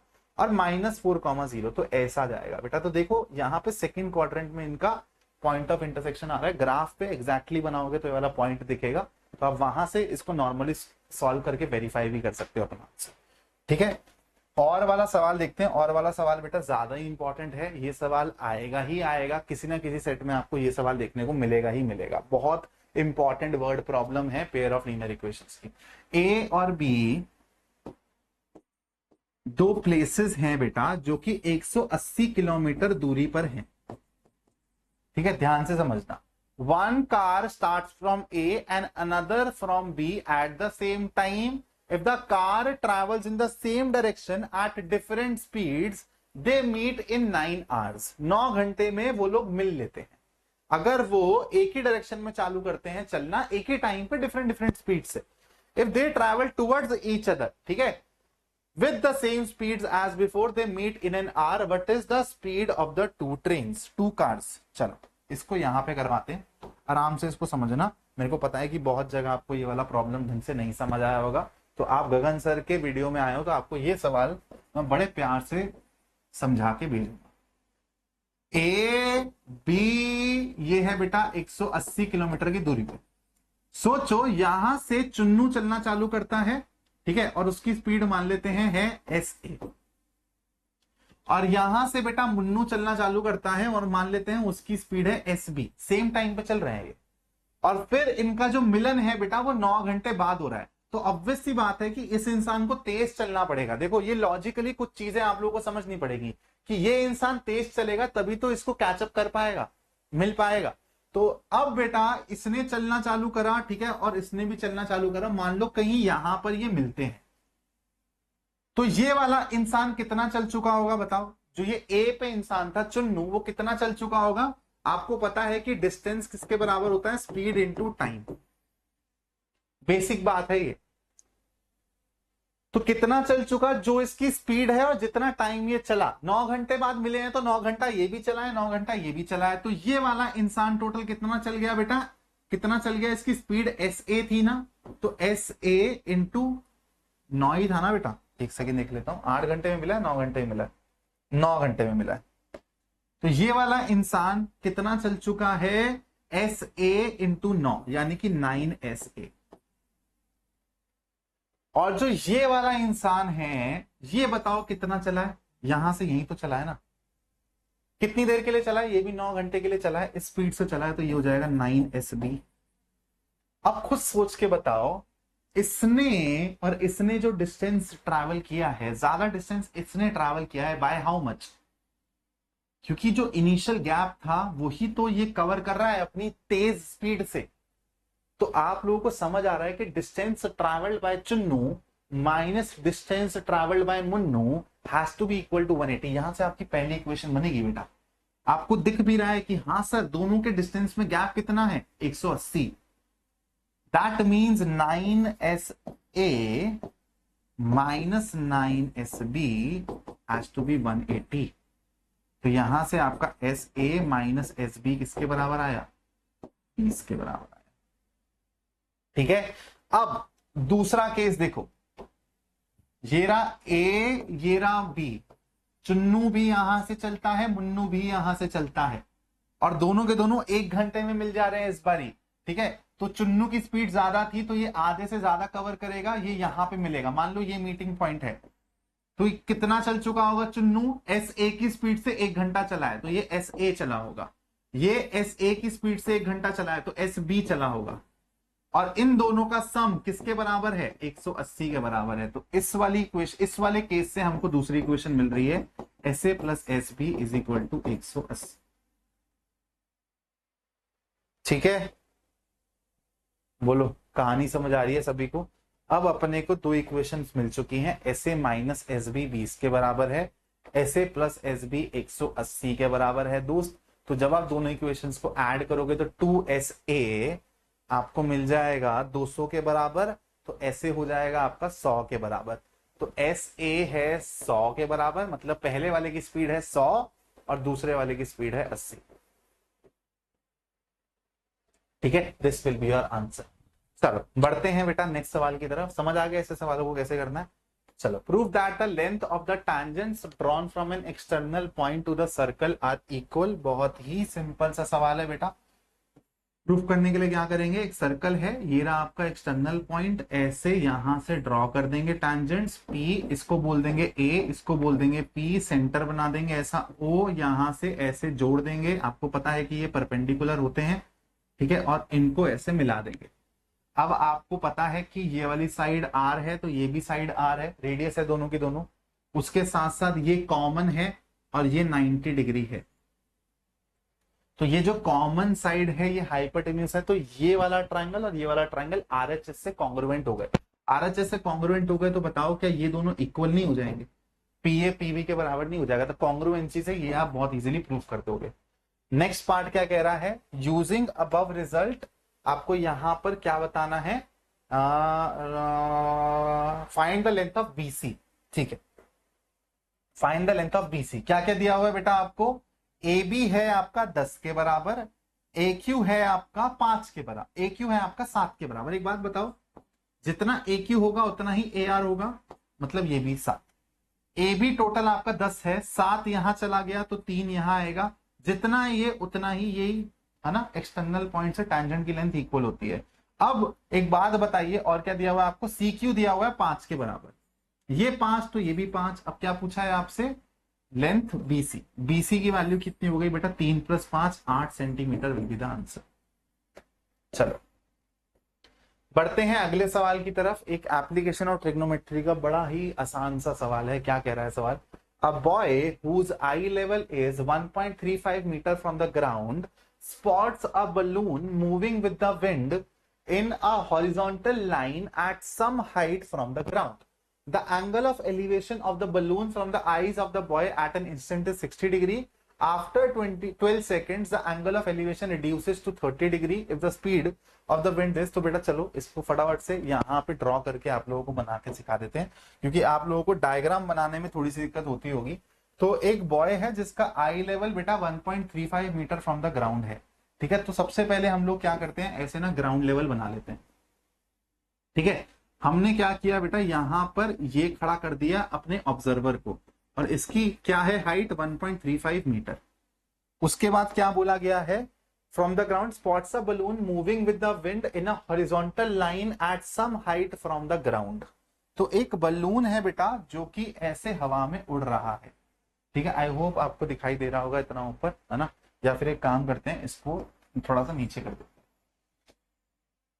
हैं ऐसे। ठीक है, तो यहां पर बेटा एक बलून है जो कि ऐसे उसको उड़ता हुआ दिखाई दे रहा है। The angle of elevation of a balloon from the eyes of the boy eight an instant 60 degree. एक इंस्टेंट पे मान लेते हैं बेटा इसकी हाइट थी h, या फिर एक काम करते हैं ये वाली हाइट मान लेते हैं h। तो ग्राउंड लेवल से हाइट क्या हो जाएगी, h + 1.35। तो जब वो यहां से देखा किसी इंस्टेंट पे तो उसको 60 डिग्री दिख रहा है। ठीक है, फिर क्या हुआ बेटा, After 12 seconds, the angle of elevation reduces to 30 degree if the speed of the wind is 3 metre per second. Then find the height of the balloon. ठीक है, समझ आ गया भाई। अब क्या किया बेटा, ये ना आगे की डायरेक्शन में चल रहा है, हॉरिजॉन्टल डायरेक्शन में चल रहा है हवा की वजह से, इसलिए ये एंगल भी कम हो गया। देखो अगर वो इस डायरेक्शन में आता ना तो ये एंगल ऑफ एलिवेशन बढ़ता। 60 डिग्री से 30 डिग्री का मतलब है कि राइट डायरेक्शन पे मूव कर रहा है। मान लो वो यहां आ जाता है कहीं, ठीक है, तो उसकी फाइनल पोजीशन हो गई बेटा अब ये। तो अब आपका जो एंगल बन रहा है ना, ये वाला एंगल बन रहा है बेटा 30 डिग्री के बराबर। ठीक है, ये वाला एंगल बन रहा है 30 डिग्री के बराबर। और ये जो उसने डिस्टेंस कवर किया है वो 12 सेकंड में किया है। इतनी स्पीड से, 3 मीटर पर सेकंड की स्पीड से अगर 12 सेकंड किसी को चलाओगे तो कितना डिस्टेंस चल जाएगा? 36 नहीं चल जाएगा क्या? तो ये वाला जो डिस्टेंस है वो 36 है बेटा। ये भी 36, ये भी 36, सब 36। बोलो, कहानी क्लियर हो गई? अब आपको कुछ नहीं करना बेटा, आप लोगों को ये ट्रायंगल्स पकड़ने हैं। पहले ये 60 डिग्री वाला ट्रायंगल पकड़ो, ठीक है, ये एच है, 60 डिग्री वाला ट्रायंगल पकड़ो और इसको ले लो आप एक्स। ठीक है, तो H by x is equal to √3। तो एच की वैल्यू आएगी √3x। फिर आप लोग ये 30 डिग्री वाला एंगल पकड़ो, H by x plus 36 should be equal to 1/√3। तो यहां से आपके h की वैल्यू आएगी x प्लस 36/√3। बस अब आप लोगों को कुछ नहीं करना बेटा, इन दोनों इक्वेशंस को साइमल्टेनियसली सॉल्व करना है, आपको h की वैल्यू मिल जाएगी। लेकिन आप लोगों को फाइनल आंसर क्या बताना है? Find the height of the balloon from the ground. तो आपका आंसर पता है क्या होगा? नॉट h प्लस 1.35 करना मत भूलना, वरना गलत हो जाएगा, 1 मार्क कट जाएगा फ्री फंड में। ठीक है, तो यहां पर ऐसे सिली एरर्स अपने को करने से बचना है। 35वां सवाल क्या है बेटा? मीन और मीडियन पे सवाल है यार। आप लोग क्या करोगे बेटा? टेबल फॉर्म करोगे सबसे पहले। ठीक है, मीन के लिए यहाँ पे कुछ लिखा नहीं हुआ कि कौन सा मेथड फॉलो करना है, तो आप इसमें डायरेक्ट मेथड भी फॉलो कर सकते हो, आप इसमें अज्यूम्ड मीन भी कर सकते हो, स्टेप डेविएशन भी कर सकते हो। यहाँ पे स्टेप डेविएशन ज्यादा सही रहेगा, क्योंकि यहाँ पर बेटा देखो नंबर्स बड़े हैं। तो अगर आप डायरेक्ट मेथड करना चाहोगे ना तो इसमें बहुत कैलकुलेशन हो जाएगी, बहुत ज्यादा लंबा चला जाएगा ये सवाल, टाइम लग जाएगा। तो स्टेप डेविएशन बेस्ट है। क्या करते हैं बेटा? क्लास मार्क लेते हैं, मैं ओरली बता देता हूं, ठीक है, वरना इसको सॉल्व करने जाऊंगा तो 15 मिनट लग जाएंगे। हम लोग पहले टेबल बनाएंगे, उसमें क्लास मार्क लेंगे। क्लास मार्क क्या होता है? आपके इंटरवल के मिड पॉइंट्स। उसके बाद इस क्लास मार्क में से जो बीच वाली ऑब्जर्वेशन होगी उसको हम लोग क्या बोल देंगे? अज्यूम्ड मीन बोल देंगे। फिर आप लोग क्या करते हो? क्लास मार्क में से अज्यूम्ड मीन माइनस करते हो हर एक इंटरवल के लिए और उसको लिख देते हो। ठीक है, बोलो हाँ या ना, बोलो हाँ या ना। अब यही जो है ना, यही जो है ये डेविएशन है, यही जो है डेविएशन है। अगर आप अज्यूम्ड मीन मेथड यूज करते हो तो आपको इसी वाली रो का यूज करना, इसी वाली कॉलम का यूज करना होता है। इसको आप फ्रीक्वेंसी से मल्टीप्लाई करोगे, फिर आप लोग क्या करते हो? Sigma FI/DI upon sigma FI करते हो और उसको अज्यूम्ड मीन में जोड़ देते हो, आपको आंसर मिल जाता है। अगर स्टेप डेविएशन करोगे तो आपने जो ये डेविएशन निकाली है ना हर एक क्लास मार्क्स से, इसको आप क्या करोगे? क्लास विड्थ से 5 से डिवाइड कर दोगे, तो अब आपको UI मिलता है।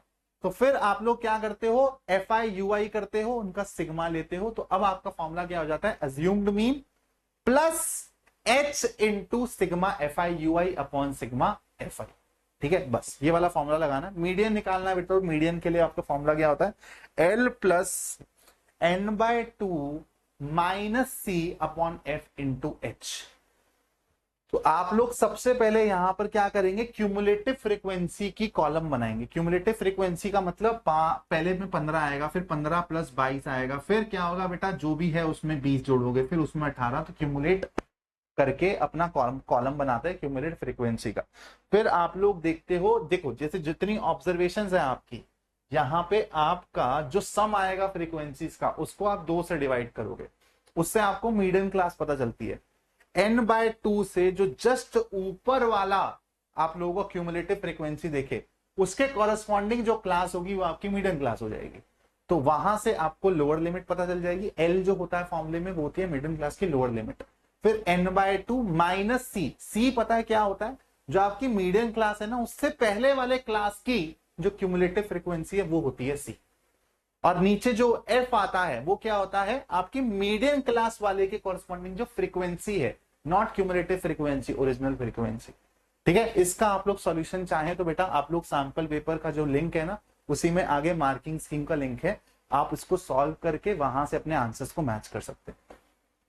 ये तो बेटा बहुत ही सिंपल है, इसमें आपको मीन निकालना है। ठीक है, सेम तरीका, आप लोग तीनों में से कोई भी मेथड लगा सकते हैं। चलो सेक्शन ई पे आते हैं बेटा, केस बेस्ड वाले क्वेश्चन है ये। तो पहला सवाल क्या कह रहा है, एपी में बेस्ड सवाल है। Mrs Sheela visited a store near her house and found that the glass jars are arranged one above the other in a specific matter. On the top layer there are 3 jars, in the next layer there are 6 jars, third layer में 9 है, तो 3 6 9 ऐसे करके क्या बन रहा है बेटा, एपी बन रहा है। तो write an AP whose terms represent the number of jars, तो बेटा येलो लिख दिया 12 एंड सो ऑन। इसमें कॉमन डिफरेंस क्या हो गया, 3 के बराबर। पहला सवाल समाप्त। Is it possible to arrange 34 jars, बेटा पॉसिबल नहीं है, क्योंकि देखो 3 का मल्टीपल चल रहा है, तो हर एक टर्म 3 का मल्टीपल ही आएगी। 34 3 का मल्टीपल नहीं है, इसलिए पॉसिबल नहीं है।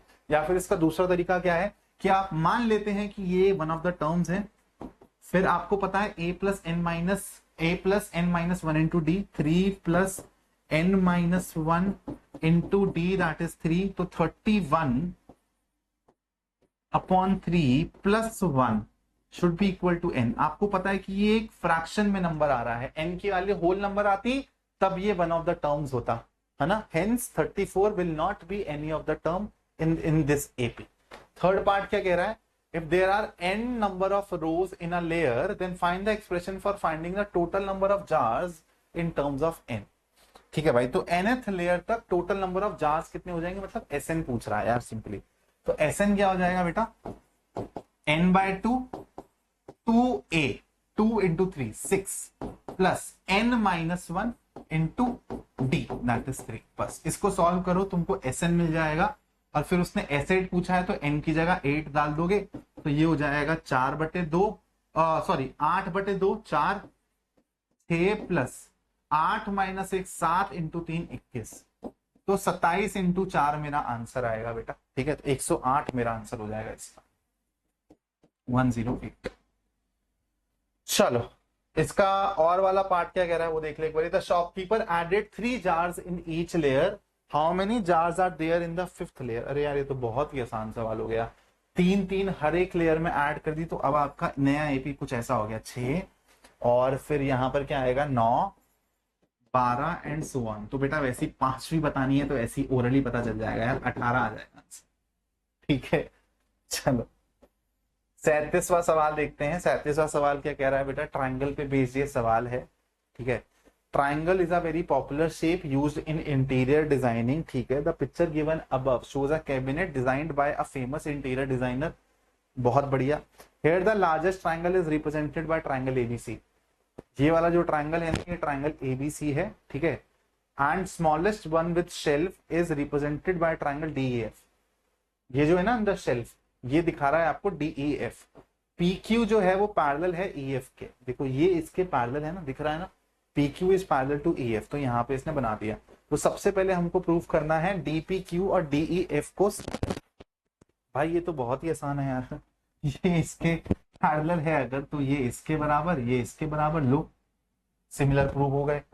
एक क्राइटेरिया, सवाल ही समाप्त। अगला सवाल क्या कहता है, DP अगर 50 है, PE अगर 70 है, तो PQ बाय EF बताओ। DP अगर 50 है, ठीक है, और PE अगर 70 है, ये 50 है बेटा, ये 70 है, तो आपसे पूछा है PQ बाय EF बताओ। तो देखो आपको पता है ये वाला ट्राइंगल और ये बड़ा वाला ट्राइंगल सिमिलर है। अगर ये वाली चीज 50 है और ये वाली चीज 70 है, तो ये 50 और ये पूरा कितना हो जाएगा, 50 प्लस 70 120। तो 50 अपॉन 120 यही कॉरेस्पॉन्डिंग साइड्स का रेशो होगा 5/12। तो यही आपका PQ और EF का भी रेशो होगा। तो यहां पर आंसर क्या आएगा, 5/12। ठीक है, चलो अगला सवाल क्या कह रहा है, 2 times AB is equal to 5 times DB and triangle ABC similar to triangle DEF, ये गिवन है। Then show that perimeter of triangle ABC upon perimeter of triangle DEF। यार ये तो बहुत ही, again it's a very easy problem. आप लोगों को यहां से दिख रहा है कि A B by D B किसके बराबर है, A B by D E किसके बराबर है दोस्तों, 5/2 के बराबर है। तो कॉरस्पॉन्डिंग साइड्स का रेशो जो है ना ए बी सी और डी ई एफ का, वो ये है। तो पेरीमीटर ऑफ ट्राइंगल एबीसी क्या हो जाएगा, A B plus B C plus A C divided by perimeter of triangle DE F क्या हो जाएगा, देखो डीई किसके बराबर है, 2/5 टाइम्स ए बी, है ना। डीई किसके बराबर होगा, 2/5 टाइम्स ए बी। ऐसे ही जो आपका ईएफ होगा ना, वो किसके बराबर होगा, 2/5 टाइम्स बीसी। ऐसे ही आपका जो डीएफ होगा वो क्या होगा, 2/5, क्योंकि कॉरस्पॉन्डिंग रेशो तो बेटा हर एक कॉरस्पॉन्डिंग साइड्स के लिए सेम ही रहेगा ना, तो ये हो जाएगा डी एसी। बस जब आप 2/5 कॉमन लोगे तो ऊपर A B plus B C plus A C दिखेगा, नीचे भी वही दिखेगा, कट जाएगा, आंसर क्या आएगा 5/2 विच इज अ कांस्टेंट। और एक्चुअली यही फैक्ट है जो आपके कॉरस्पॉन्डिंग साइड्स का रेशियो होता है सिमिलर ट्रायंगल्स में, वही आपके पेरीमीटर का भी रेशियो होता है। देखो 5/2 5/2, ये आपको एज अ थ्योरम पढ़ाया जाता है, जो यहाँ पर एक एप्लीकेशन पॉइंट ऑफ व्यू से प्रॉब्लम में बना के दे दिया। ठीक है, AM and DN are medians of the triangle ABC and DEF. ABC और डीईएफ की मीडियंस हैं एएम एंड डीएन। ठीक है, तो आपको एबीएन और डीईएन, अच्छा समझ गया। तो बेटा आप इसके लिए ना एक मीडियन ड्रॉ करो और उसको बोल दो एएम। इस वाले ट्राइंगल में डीईएफ में भी एक मीडियन ड्रॉ करो डीएन। और अब आपको पता है कौन सा, एबीएम और डीईएन को सिमिलर प्रूफ करना है। तो एक बात बताओ, एबीसी और डीईएफ ऑलरेडी सिमिलर है, इसका मतलब AB by DE is equal to BC by EF है। राइट हैंड साइड में अगर दोनों को आधा कर दूं तो भी प्रोपोर्शनल रहेगा, BC by 2 divided by EF by 2, या फिर बीसी को आप क्या लिख सकते हो, ट्वाइस ऑफ बीएम, क्योंकि क्या है ये मीडियन है ना, तो इसको दो हिस्सों में बांटेगी, तो BC is equal to twice of BM. और ईएफ किसके बराबर है, ट्वाइस ऑफ ईएन। ठीक है, तो आपको दिख रहा है A B by DE, A B by DE is equal to BM by EN. और बेटा ये वाला एंगल तो इक्वल है ही ना अगर सिमिलर है तो ऐसे एस क्राइटेरिया से ये वाला ट्राइंगल और ये वाला ट्राइंगल क्या हो गए, सिमिलर हो गए। यही हमको प्रूफ करना था। ठीक है, उसके बाद आ रहा है बेटा 38 सवाल, सरफेस एरिया वॉल्यूम का सवाल है, बहुत इजी सा सवाल है, लास्ट क्वेश्चन है। ठीक है, इसके बाद देख लेते हैं एक बार कितना टाइम हुआ वीडियो में, 1 घंटा 12 मिनट हो गए, बहुत बढ़िया बात है। इसके बाद बेसिक वाला निपटा देंगे सेम टाइम के अंदर, तो 2.5 घंटे के अंदर आपके दोनों के दोनों सैंपल पेपर बहुत अच्छे से सॉल्व होगा। Metallic silos are used by farmers for storing grains. Farmer Girdhar has decided to build a new metallic silo to store his. It is in the shape of the cylinder. बेटा ये सब बकवास information है, ठीक है, सीधा मुद्दे पर आते हैं। Shape of cylinder mounted by cone, ठीक है, ऐसा कुछ है। Dimension of the conical part of the silo is as follow. Radius क्या है बेटा, 1.5 है, 1.5 है। हाइट कितनी दी हुई है, 2। तो आपसे क्या बोला गया, रेडियस आपका सिलेंड्रिकल पार्ट का भी सेम है और हाइट है इसकी 7। तो आपसे बोला गया है on the basis of the above information calculate the slant height of the conical part, ये निकालना है। देखो इसको आप कुछ नहीं करोगे, यहाँ पे आप पाइथागोरस थ्योरम लगा दोगे, लेकिन अगर आपने पाइथागोरियन ट्रिपलेट पढ़े हैं तो 3 4 5 एक पाइथागोरियन ट्रिपलेट होता है। तो देखो 1.5 और 2 इनका रेशियो करोगे तो आपको 3:4 मिलेगा। तो 3 4 5 वाला पाइथागोरियन ट्रिपलेट बन रहा है। तो आप लोग आंसर निकाल के देखना, इसकी वैल्यू 2.5 आएगी। ये सब जो मैं बोल रहा हूँ ना पाइथागोरियन ट्रिपलेट, ये सब मैं शॉर्ट ट्रिक में सिखाऊंगा। अगर आप चैनल पे बने रहोगे तो सारी चीजें आप लोगों को सिखा दूंगा। सेकंड पार्ट क्या कह रहा है, find the curved surface area of the conical part. भाई पाई आर एल लगाना है सिंपली, एल हम लोग निकाल चुके हैं, आर हमको पता है। Find the cost of the metal sheet used to make the curved cylindrical part of 1 silo. तो मतलब 2 पाई आर एच निकालना है भाई, जो भी एरिया आएगा उसके हिसाब से कॉस्ट आपको पता चल जाएगी। Find the total capacity of 1 silo. तो बेटा कुछ नहीं करना, 1/3 pi r square H plus pi r square H आप लोगों को करना है, यानी कि 4/3 पाई, दोनों की हाइट अलग है नहीं तो ऐड नहीं कर सकते। 1/3 pi r square H plus pi r square H dash, दोनों की हाइट अलग है, ध्यान रखना। ठीक है, चलो, तो अब आ रहे हैं बेटा हम लोग बेसिक वाले सैंपल पेपर पे। कहा है भाई बेसिक का सैंपल पेपर, ये रहा। तो अब हम लोग बेटा यहां से बेसिक वाले सैंपल पेपर को सॉल्व करना चालू करने वाले हैं। तो इंस्ट्रक्शंस दोनों की ही सेम है, ठीक है। अगर आप यहां तक बेटा बैठे हुए हो, स्टैंडर्ड का पेपर देख चुके हो, तो आपसे दरख्वास्त है कि बेसिक के सैंपल पेपर का सॉल्यूशन भी देख के जाओ। ज्यादा नहीं, 1 घंटा और लूंगा आप लोगों का, फटाफट से क्वेश्चंस को सॉल्व करना चालू करते हैं। पहला सवाल क्या कह रहा है, HCF of 3 cube 5 square into 2। तो देखो बेटा ऑलरेडी आपको 3 नंबर्स की प्राइम फैक्टराइजेशन दी हुई है और आपको HCF पूछा है, तो डायरेक्टली दिया है। जैसे स्टैंडर्ड में फिर भी उसने मेहनत कराई प्राइम फैक्टराइजेशन की, इसमें वो मेहनत तक नहीं करवा रहा है, इसमें बोल रहा है सीधा HCF बताओ। तो कॉमन फैक्टर्स देख लो कौन कौन से हैं, 3 5 2। इनकी स्मॉलेस्ट पावर देखो तीनों के तीनों नंबर्स में, तो 3 की 2 है, 5 की 1 है, और 2 की बेटा क्या है, 2 की भी 1 है बस। और इनका क्या करो, प्रोडक्ट कर दो। तो 9 पंजे 45, 45 2 90, तो आंसर हो जाएगा 90। सेकंड क्वेश्चन क्या कह रहा है, the system of the linear equations represented by the lines L and M are. हरे रब्बा, मतलब लाइंस देके पूछा हुआ है आपसे कि भाई ये किस टाइप की है। तो कंसिस्टेंट है क्योंकि सॉल्यूशन एग्जिस्ट करते हैं और एक जगह, तो consistent and unique. A will be the correct answer. The value of k for which the quadratic equation does not have a real solution. The value of k for which the quadratic equation, तो बेटा real solution कब नहीं होगा, जब discriminant less than 0 होगा। तो 25 b square minus 4k into 1, तो minus 4k less than 0। तो यहां से आपका 4k आएगा ग्रेटर देन 25। तो k की वैल्यू 25/4 से बड़ी दिखनी चाहिए। तो 6 से बड़ी वैल्यू कोई दिख रही है, ये रही, आंसर हो जाएगा डी। ठीक है, तो आप लोगों को स्पेसिफिक वैल्यू चूज करनी है जो इस वाले रेंज में, मतलब 25/4 से ऊपर की वैल्यू हो। तो वो डी में दिख रही है, आंसर हो गया डी। चलो अब आते हैं बेटा चौथे सवाल पे। चौथा सवाल क्या कह रहा है, the distance between the points a, b and -a, -b।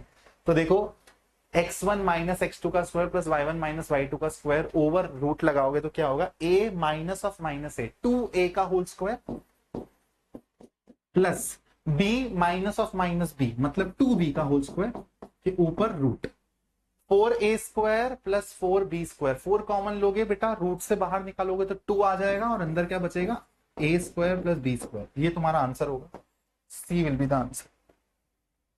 पांचवा सवाल क्या कह रहा है, in the given figure PQ और PR tangents to the circle center at O if this is the 35 degree the angle QR। बहुत simple है, तुमको पता है ये भी 90 ये भी 90। तो ये जो क्वाड्रिलेटरल होता है ना, ये एक साइक्लिक क्वाड्रिलेटरल होता है, मतलब इसका और इसका सम 180 डिग्री होगा। या फिर नॉर्मल क्वाड्रिलेटरल भी देखोगे तो ये 90 है ये 90 है, तो 180 यहां हो गया, तो इन दोनों का सम भी 180 होना चाहिए। तो ये कितना हो जाएगा, 180 माइनस 35 यानी कि 145 डिग्री। ठीक है, चलो अगला सवाल क्या कह रहा है, ट्राइंगल एबीसी और ट्राइंगल पीक्यूआर सिमिलर है दोस्तों, और उनकी कॉरेस्पॉन्डिंग साइड्स का रेशियो भी दिया हुआ है 3 times AB is equal to 2 times PQ। BC की वैल्यू अगर 10 है तो QR की वैल्यू बतानी है आप लोगों को। देखो आप लोगों को यहां से दिख रहा होगा कि AB बटा PQ क्या है, AB बटा PQ क्या है, 2/3। दिमाग में रखो ये 2/3। तो ये आपको कॉरेस्पॉन्डिंग साइड्स का रेशियो मिल गया। तो QR अगर आपको दिया हुआ, QR निकालना है अगर आपको BC दिया हुआ है, BC आपको कितना दिया हुआ है बेटा, 10 दिया हुआ है।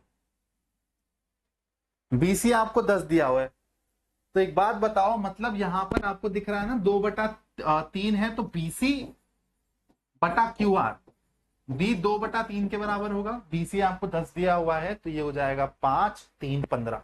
आंसर क्या आएगा, QR की वैल्यू निकालनी है, BC आपको दिया हुआ है 15, आपका आंसर आ जाएगा।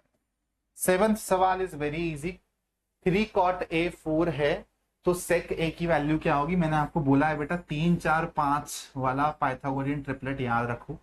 cot A का 4/3 का होने का मतलब है कि ये 4 है ये 3 है, तो ये 5 हो जाता है। 3 4 5 एक पाइथागोरियन ट्रिपलेट होता है। पाइथागोरस थ्योरम की साइड्स किसी भी राइट एंगल ट्रायंगल की साइड बन सकती है 3 4 5। ठीक है, अकॉर्डिंग टू जो भी आपको गिवन है उसके हिसाब से। सेक ए क्या होगा बेटा, कॉस ए का उल्टा, मतलब 4/5 का उल्टा 5/4।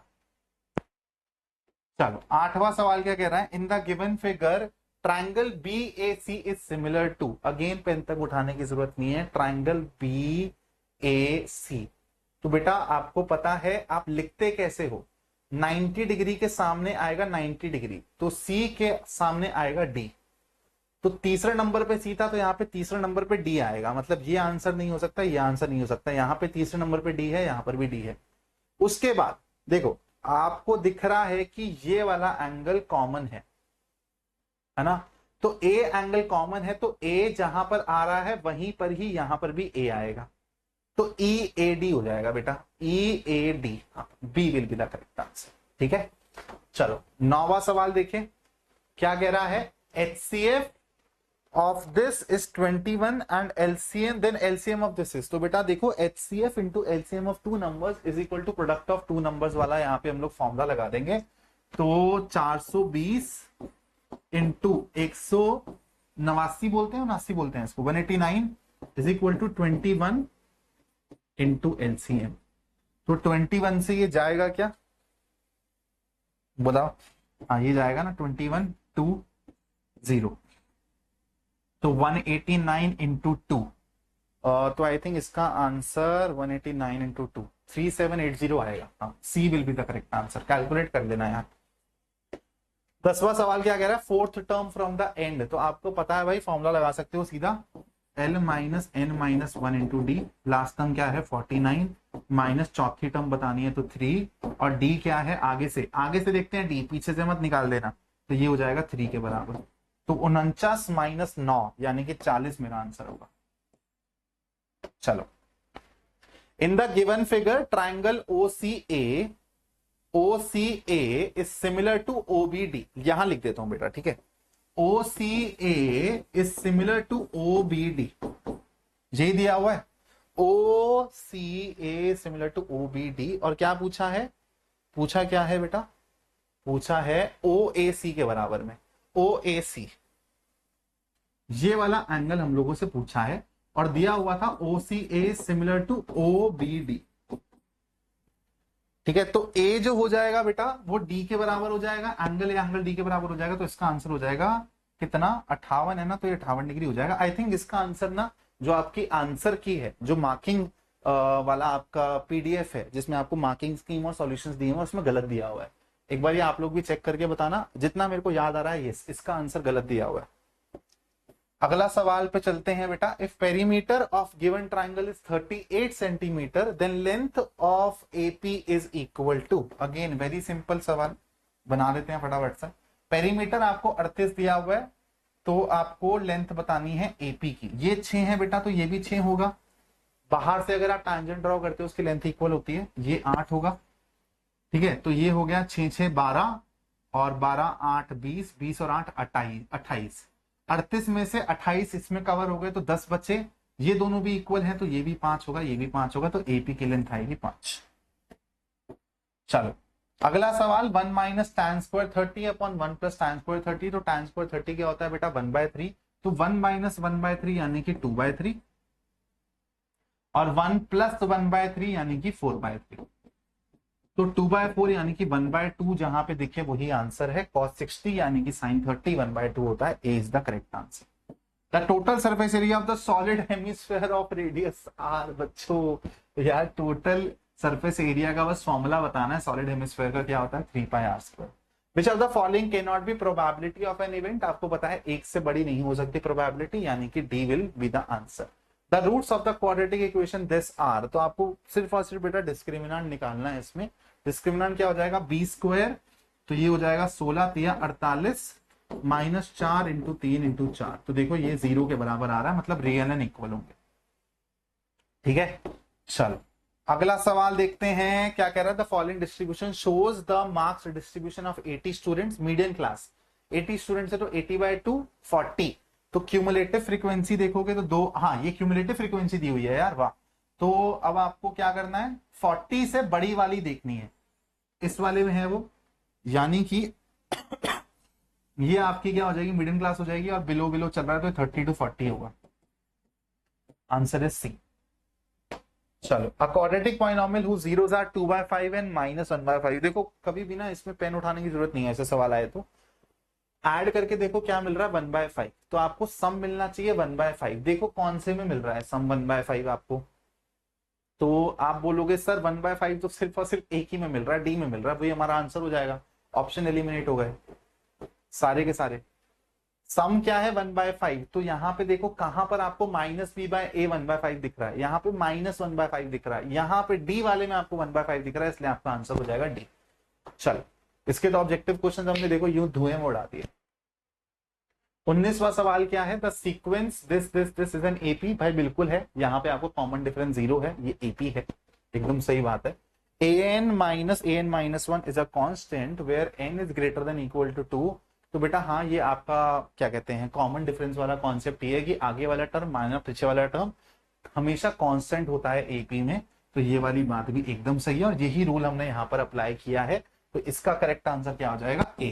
कि एजर्शन भी ठीक है, रीजन भी ठीक है, और एक दूसरे को वो कोरिलेट भी कर रहे हैं। 2 + √3 into √3 is an irrational number. हाँ जी, product of 2 irrational number is always irrational. नहीं भाई, √3 को √3 से मल्टीप्लाई करोगे तो रैशनल बन जाएगा, मतलब ये बात हमेशा सच नहीं होती है। तो इसका क्या हो जाएगा, एजर्शन ट्रू है बट रीजन फॉल्स है, तो 20वें का आंसर हो जाएगा सी। अब आ रहे हैं बेटा हम लोग अपने सब्जेक्टिव क्वेश्चंस पे। ठीक है, थोड़ा सा थक गया हूं यार, पानी वानी पी ले।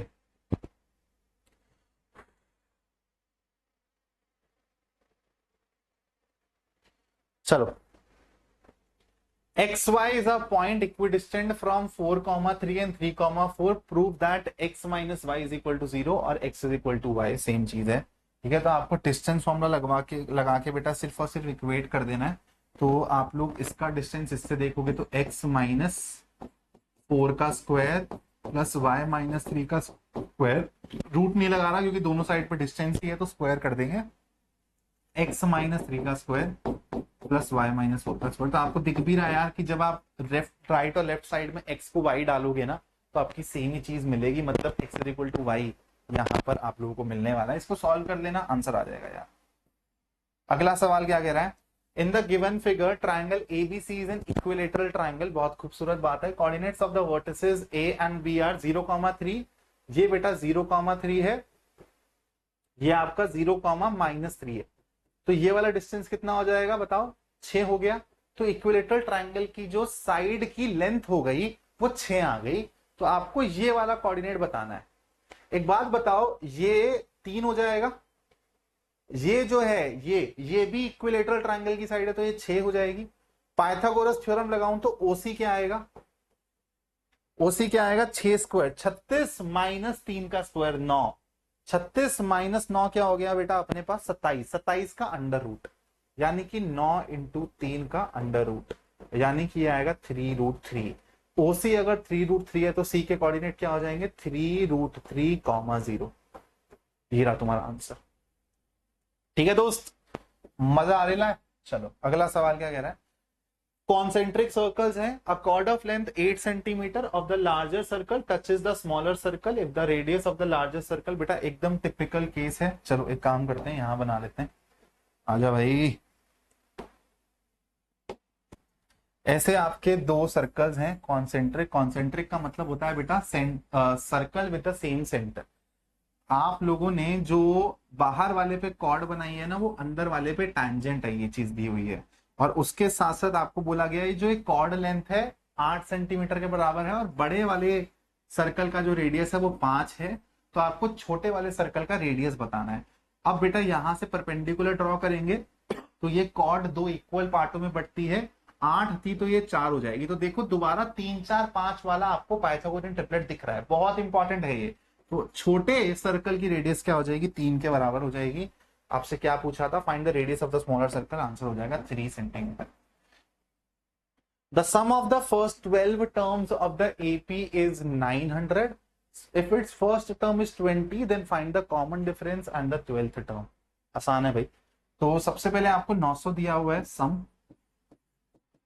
किसके बराबर है, सम ऑफ द फर्स्ट 12 टर्म्स। सो 12/2 6।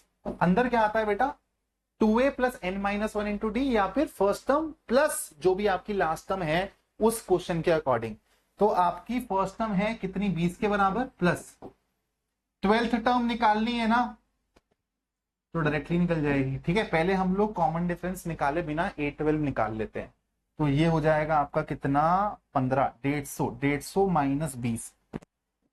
130 के बराबर आएगा बेटा। तो आपकी जो 12th टर्म है वो 130 के बराबर है और आपकी जो फर्स्ट टर्म है वो 20 के बराबर है। तो अब आपको पता है कि आप अपनी कॉमन डिफरेंस बहुत इजीली निकाल सकते हैं।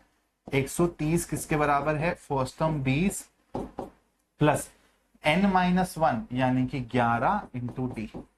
बस तो 110 बटे 11, तो कॉमन डिफरेंस आएगा आपका किसके बराबर, 10 के बराबर। 111 बटे 11, हाँ बिल्कुल सही है, 110 बटे 11, आई एम सॉरी, 110 बटे 11 करोगे तो 10 आपको कॉमन डिफरेंस मिल जाएगा।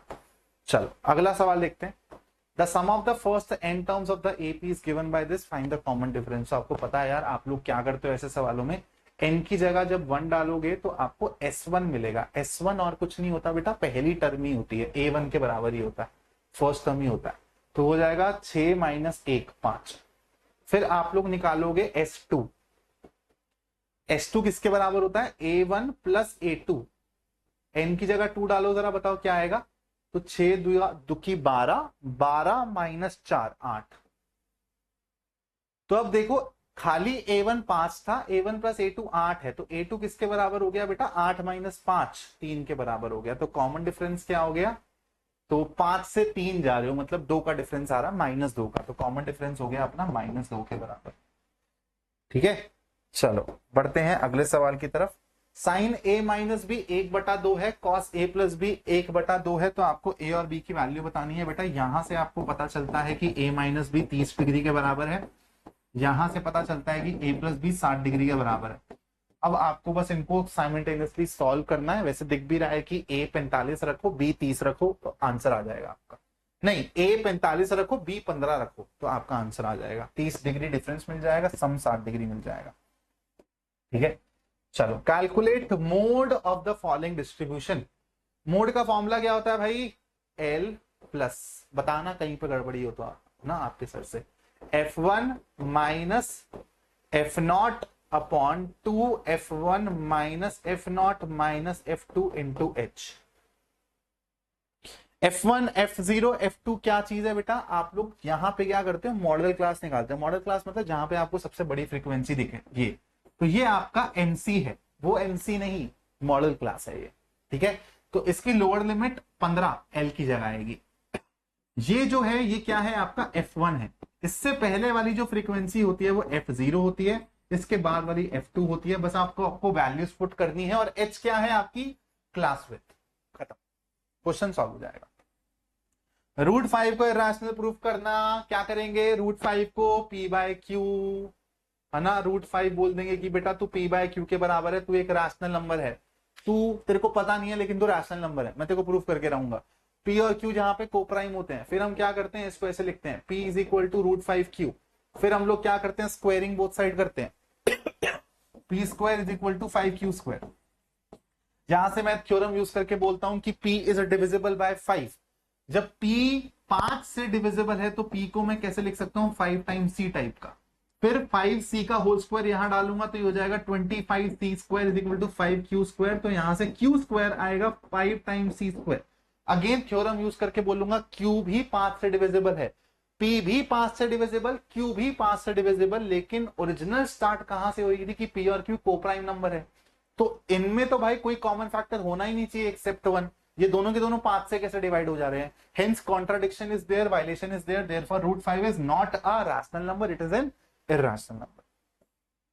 Find the ratio in which the y-axis divides the line segment joining the points this and this. कैसे करेंगे भाई, सबसे पहले तो देखो आपका जो पॉइंट है ये y-axis पे लाई करता है। Find the ratio in which the y-axis, तो कोई भी पॉइंट अगर y-axis पे लाई करता है तो वो किस तरीके से दिखेगा, 0, y टाइप का। तो x कोऑर्डिनेट 0 है, इसी को यूज करके हम लोग रेशियो निकाल देंगे बस। ठीक है, तो रेशियो कैसे निकलेगा भाई, मान लो कि k:1 है, जिसमें डिवाइड कर रहा है ये वाला पॉइंट इन दोनों को जोड़ती हुई लाइन सेगमेंट को। तो अब क्या करेंगे बेटा, mx2 plus mx1 upon m plus n is equal to 0। तो k इंटू -1 यानी कि -k, 1 into 4 upon k plus 1 is equal to 0। लेकिन डिनोमिनेटर से मेरे को मतलब नहीं है, इसको 0 करना है तो न्यूमरेटर से ही 0 निकल जाएगा। तो k की वैल्यू क्या आएगी, 4।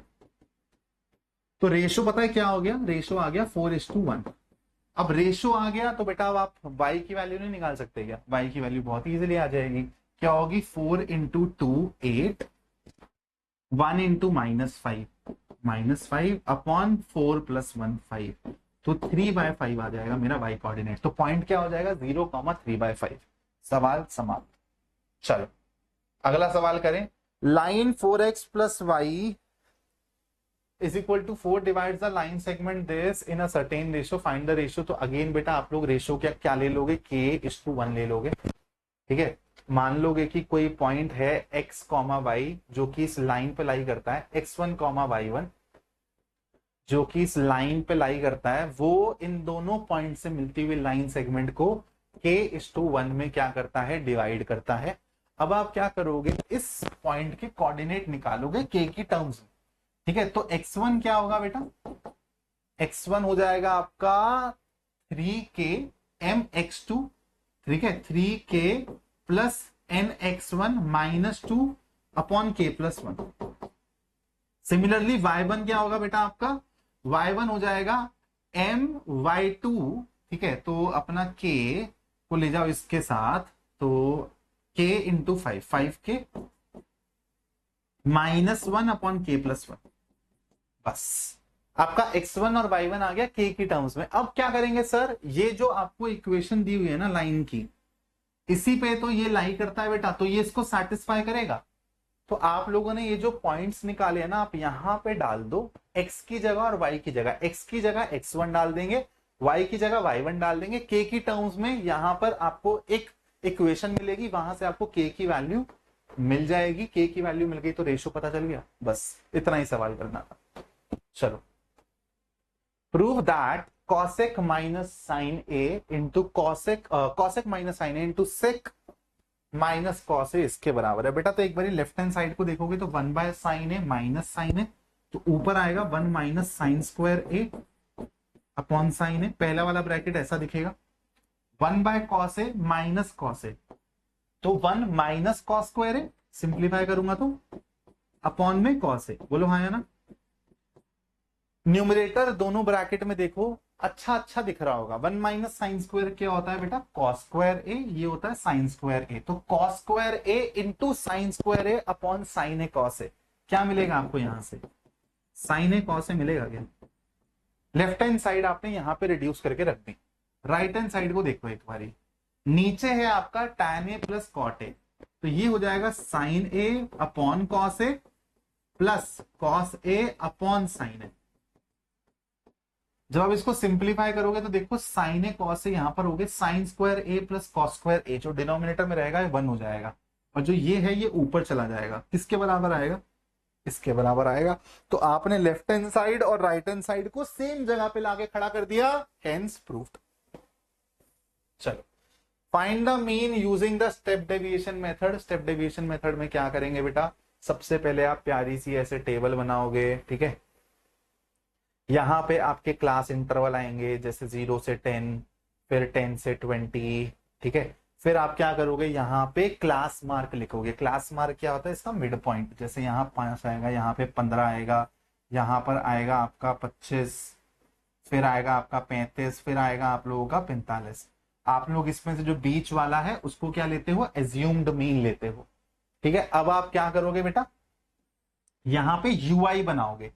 यूआई किसके बराबर होता है? हर एक क्लास मार्क को ये चोजन एज्यूम्ड मीन से माइनस करके डिवाइडेड बाय क्लास विथ।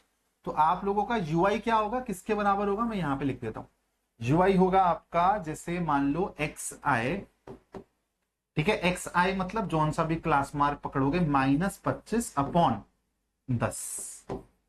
तो ऐसे जैसे यहां पर क्या आएगा? 5 माइनस 25 यानी कि -20, तो ये हो जाएगा -2।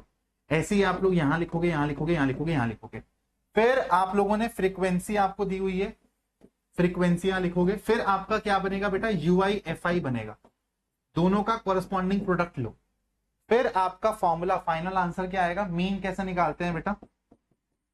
ए जो आपने एज्यूम्ड मीन लिया हुआ है 25 plus H times sigma F I you I upon sigma F I, ठीक है। चाहो तो इसका सॉल्यूशन तुम्हारे को जो मार्किंग स्कीम वाली पीडीएफ है उसमें देख लेना, मैंने तुम लोगों को इलैबोरेट कर दिया कि क्वेश्चन कैसे सॉल्व करते हैं वाला। ठीक है, चलो तीसरे क्वेश्चन पे आ रहे हैं भाई हम लोग। In the given figure P and PB are tangents to a circle centered at O, prove that OP bisects angle APB। बेटा ये तो बहुत ही आसान है यार।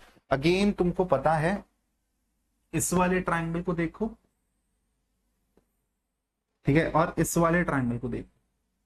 इसको अलग पेन से ले लूं, ठीक है। अरे यार ये पेन क्यों नहीं चला, चला है ना वाला पेन।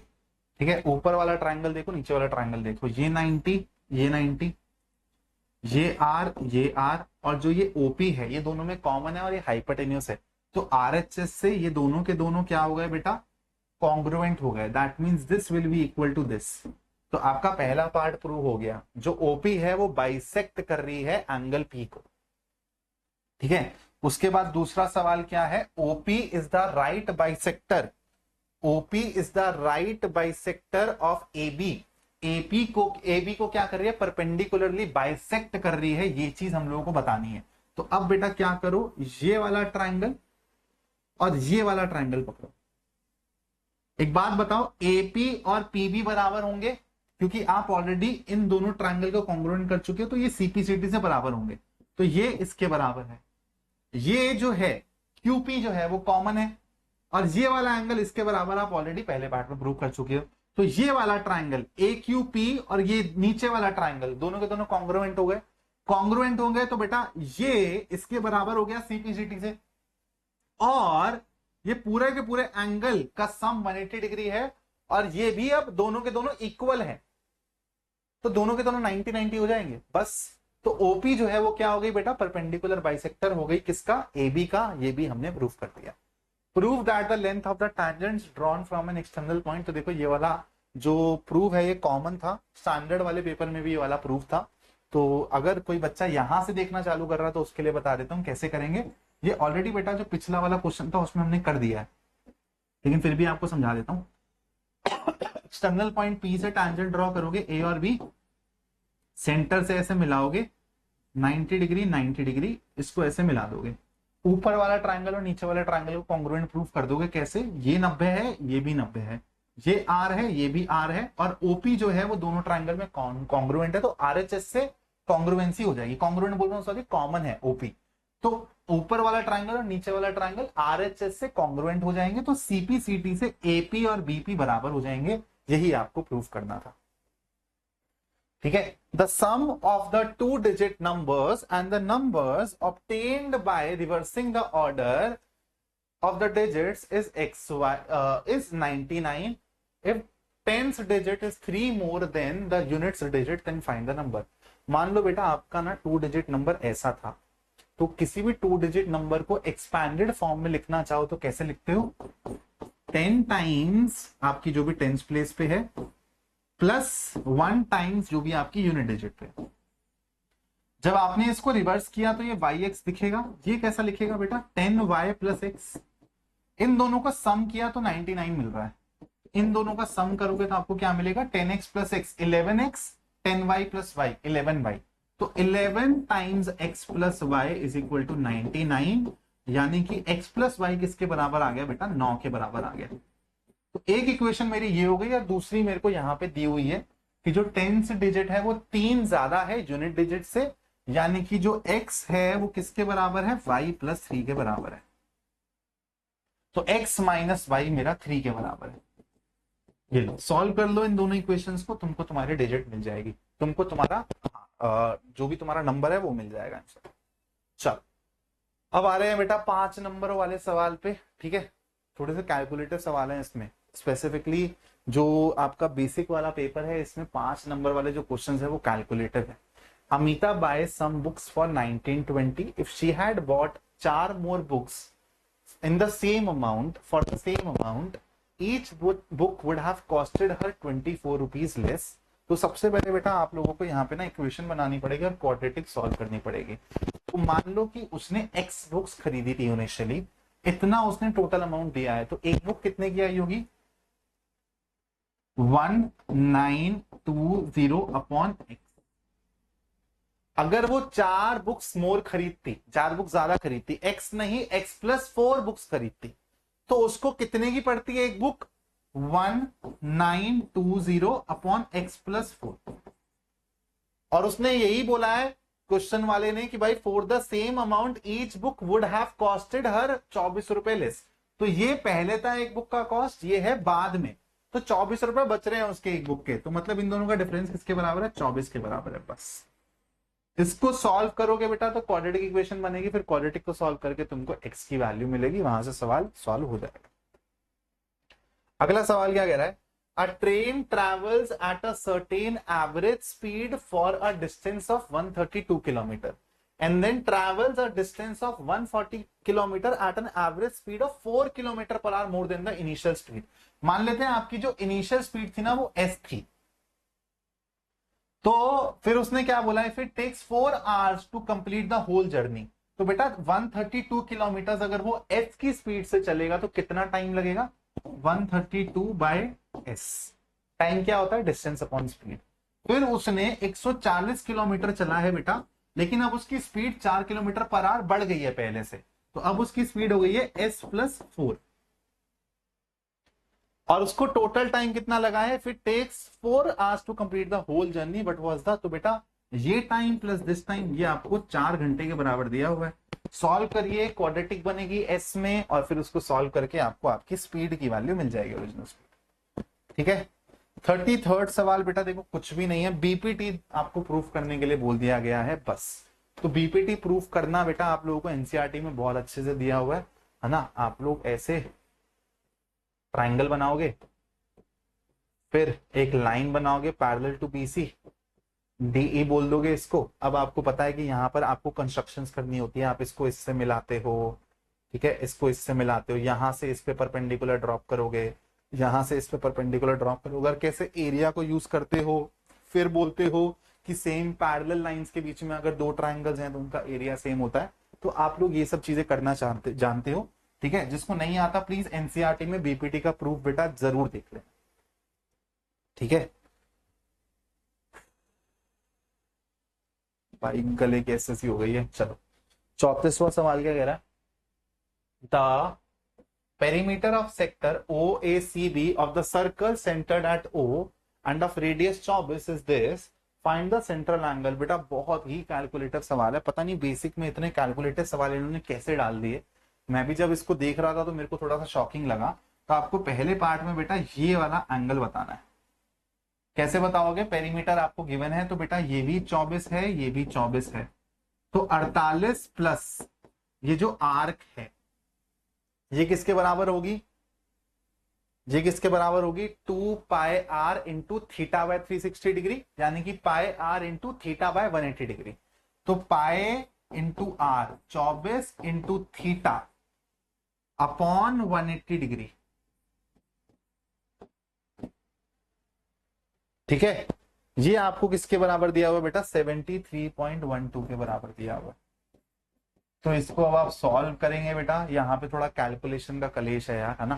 कैलकुलेशन आप लोगों को करनी पड़ेगी, उसके बाद आप लोगों को थीटा की वैल्यू मिलेगी। चलो आई थिंक 60 डिग्री आएगी, चेक कर लेना, ठीक है। इसमें काफी कैलकुलेशन लगेगी, मेहनत लगेगी बेटा इस क्वेश्चन में। Find the area of the minor segment.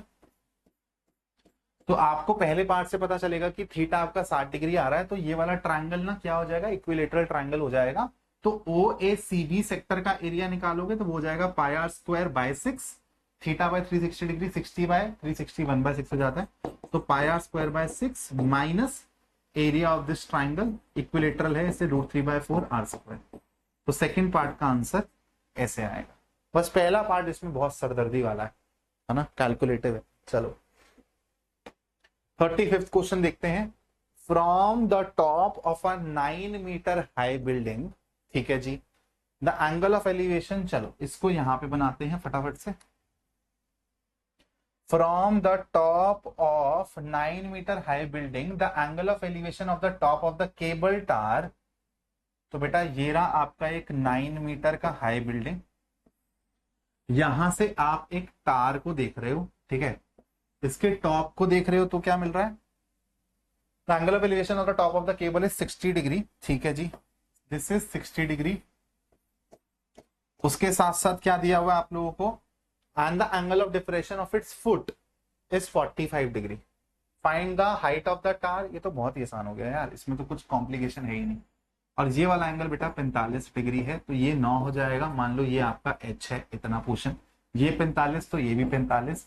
45 degree की खासियत क्या होती है, परपेंडिकुलर और बेस इक्वल होता है, tan 45 1 होता है इसलिए। तो ये 9 होगा, तो बेटा ये भी 9 होगा।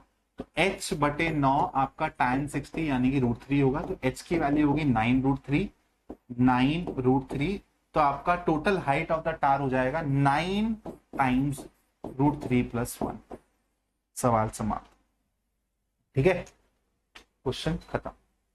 चलो बढ़ते हैं बेटा नेक्स्ट सवाल की तरफ। नेक्स्ट सवाल क्या कह रहा है, इसका और वाला सवाल क्या कह रहा है, as observed from the top of a 75 metre high lighthouse from the sea level, the angle of depression of two ships are 30 degree and the 45 degree if one ship is exactly behind। अच्छा behind वाला case है, ठीक है। तो बेटा एक आपका ऐसे ना लाइट का टार है, लाइट का टार नहीं, एक लाइट हाउस वगैरह दिया हुआ है कुछ, है ना।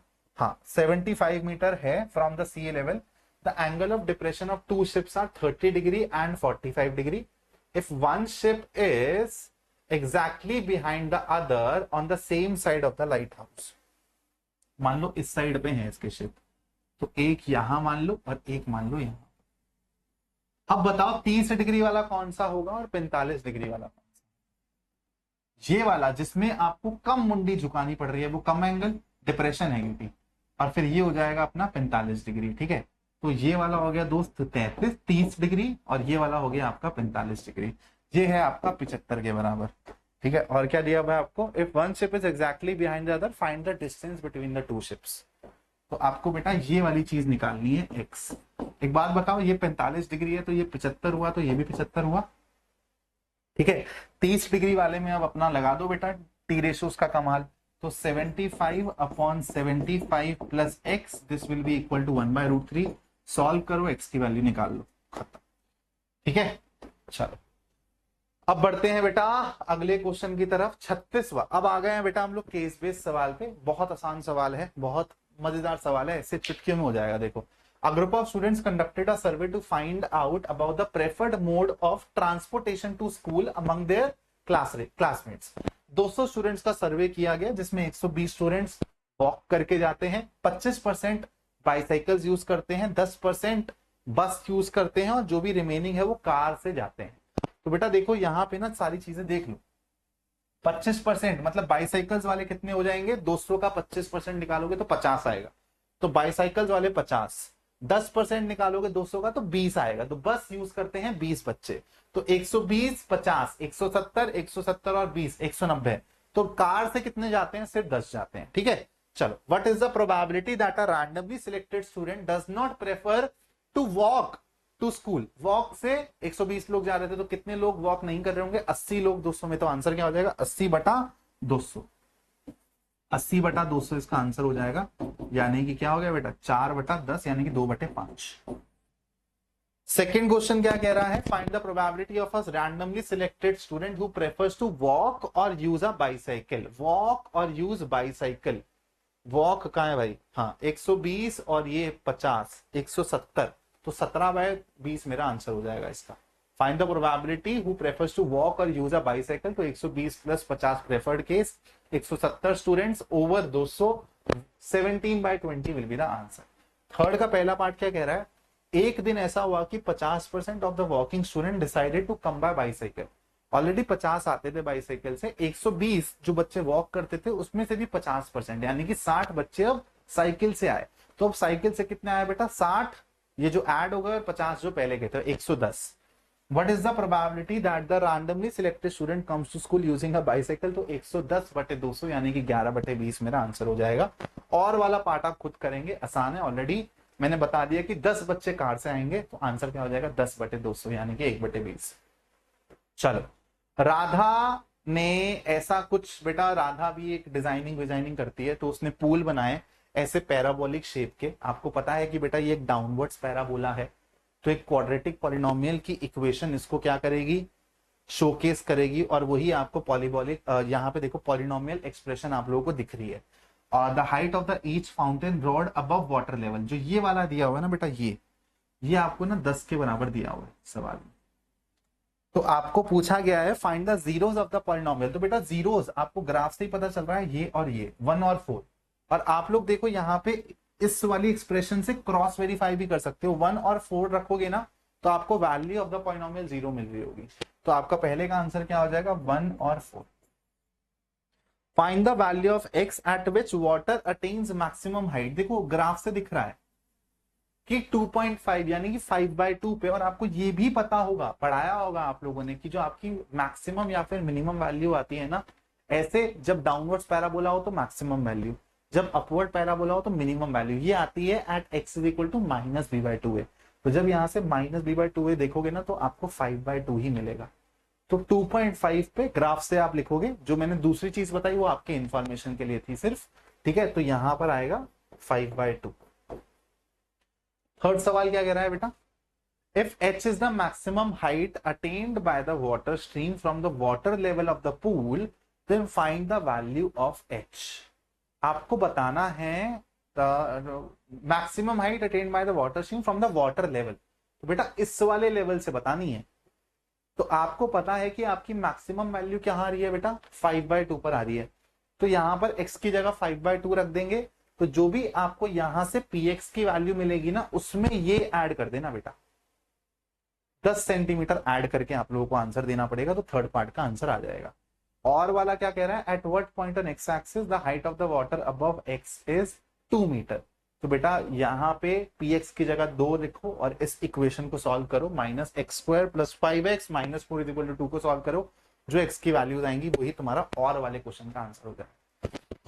ठीक है। Rinku was very happy to receive a fancy jumbo. Again बेटा ये सिर्फ फॉर्मूला बेस्ड सवाल है, ठीक है। स्लांट हाइट निकालने के लिए क्या करेंगे बेटा, √r² + h²। Curved surface area of the sharpened part πr/l। Standard में भी सेम टाइप का सवाल था और पार्ट्स में भी ऐसे ही पूछा हुआ था। The total surface area of the pencil, find the total surface area of the pencil. तो भाई अपना सिलेंडर का ले लेना और अपना कोन का एरिया ले लेना बस, ठीक है। तो बेटा यहां पर तुम्हारा पूरा का पूरा स्टैंडर्ड मैथ्स और बेसिक मैथ्स का सॉल्यूशन होता है कंप्लीट। आई होप आप लोगों ने बहुत सारी नई चीजें सीखी होंगी। अगर सीखी हैं तो चैनल को सब्सक्राइब करके रखना यार। थोड़ा नया चैनल है लेकिन एक्सपीरियंस ऐसा है कि आप लोगों को ऐसी ऐसी चीजें सिखा सकता हूं जो आपको कहीं और नहीं मिलेंगी। तो अगर आप अभी तक अपने मैथ्स के लिए श्योर नहीं हो कहां से पढ़ना है, तो आप इस चैनल पे अपना ट्रस्ट डालिए। मैं गारंटी दे रहा हूं, मैं आप लोगों को, आप जिस भी लेवल पे हो बेटा, हर बच्चा निखरेगा, यही मेरा मानना है। तो आप लोगों को जब कॉन्सेप्ट्स अच्छे से समझ आएंगे, आपकी विजुअलाइजेशन बिल्ड होगी, तो आप लोग एग्जाम्स में फोड़कर आओगे ही आओगे। तो चैनल को सपोर्ट करो और रेगुलर रहो वीडियोस के साथ। अब इस चैनल पे रेगुलरली वन शॉट्स भी आएंगे, प्रैक्टिस सेशंस भी आएंगे, मोस्टली रिकॉर्डेड फॉर्म्स के आएंगे, लेकिन आप लोगों को देखने जरूर है क्योंकि आपको सीखने को बहुत कुछ मिलेगा। Thank you so much for watching. जय हिंद दोस्तों।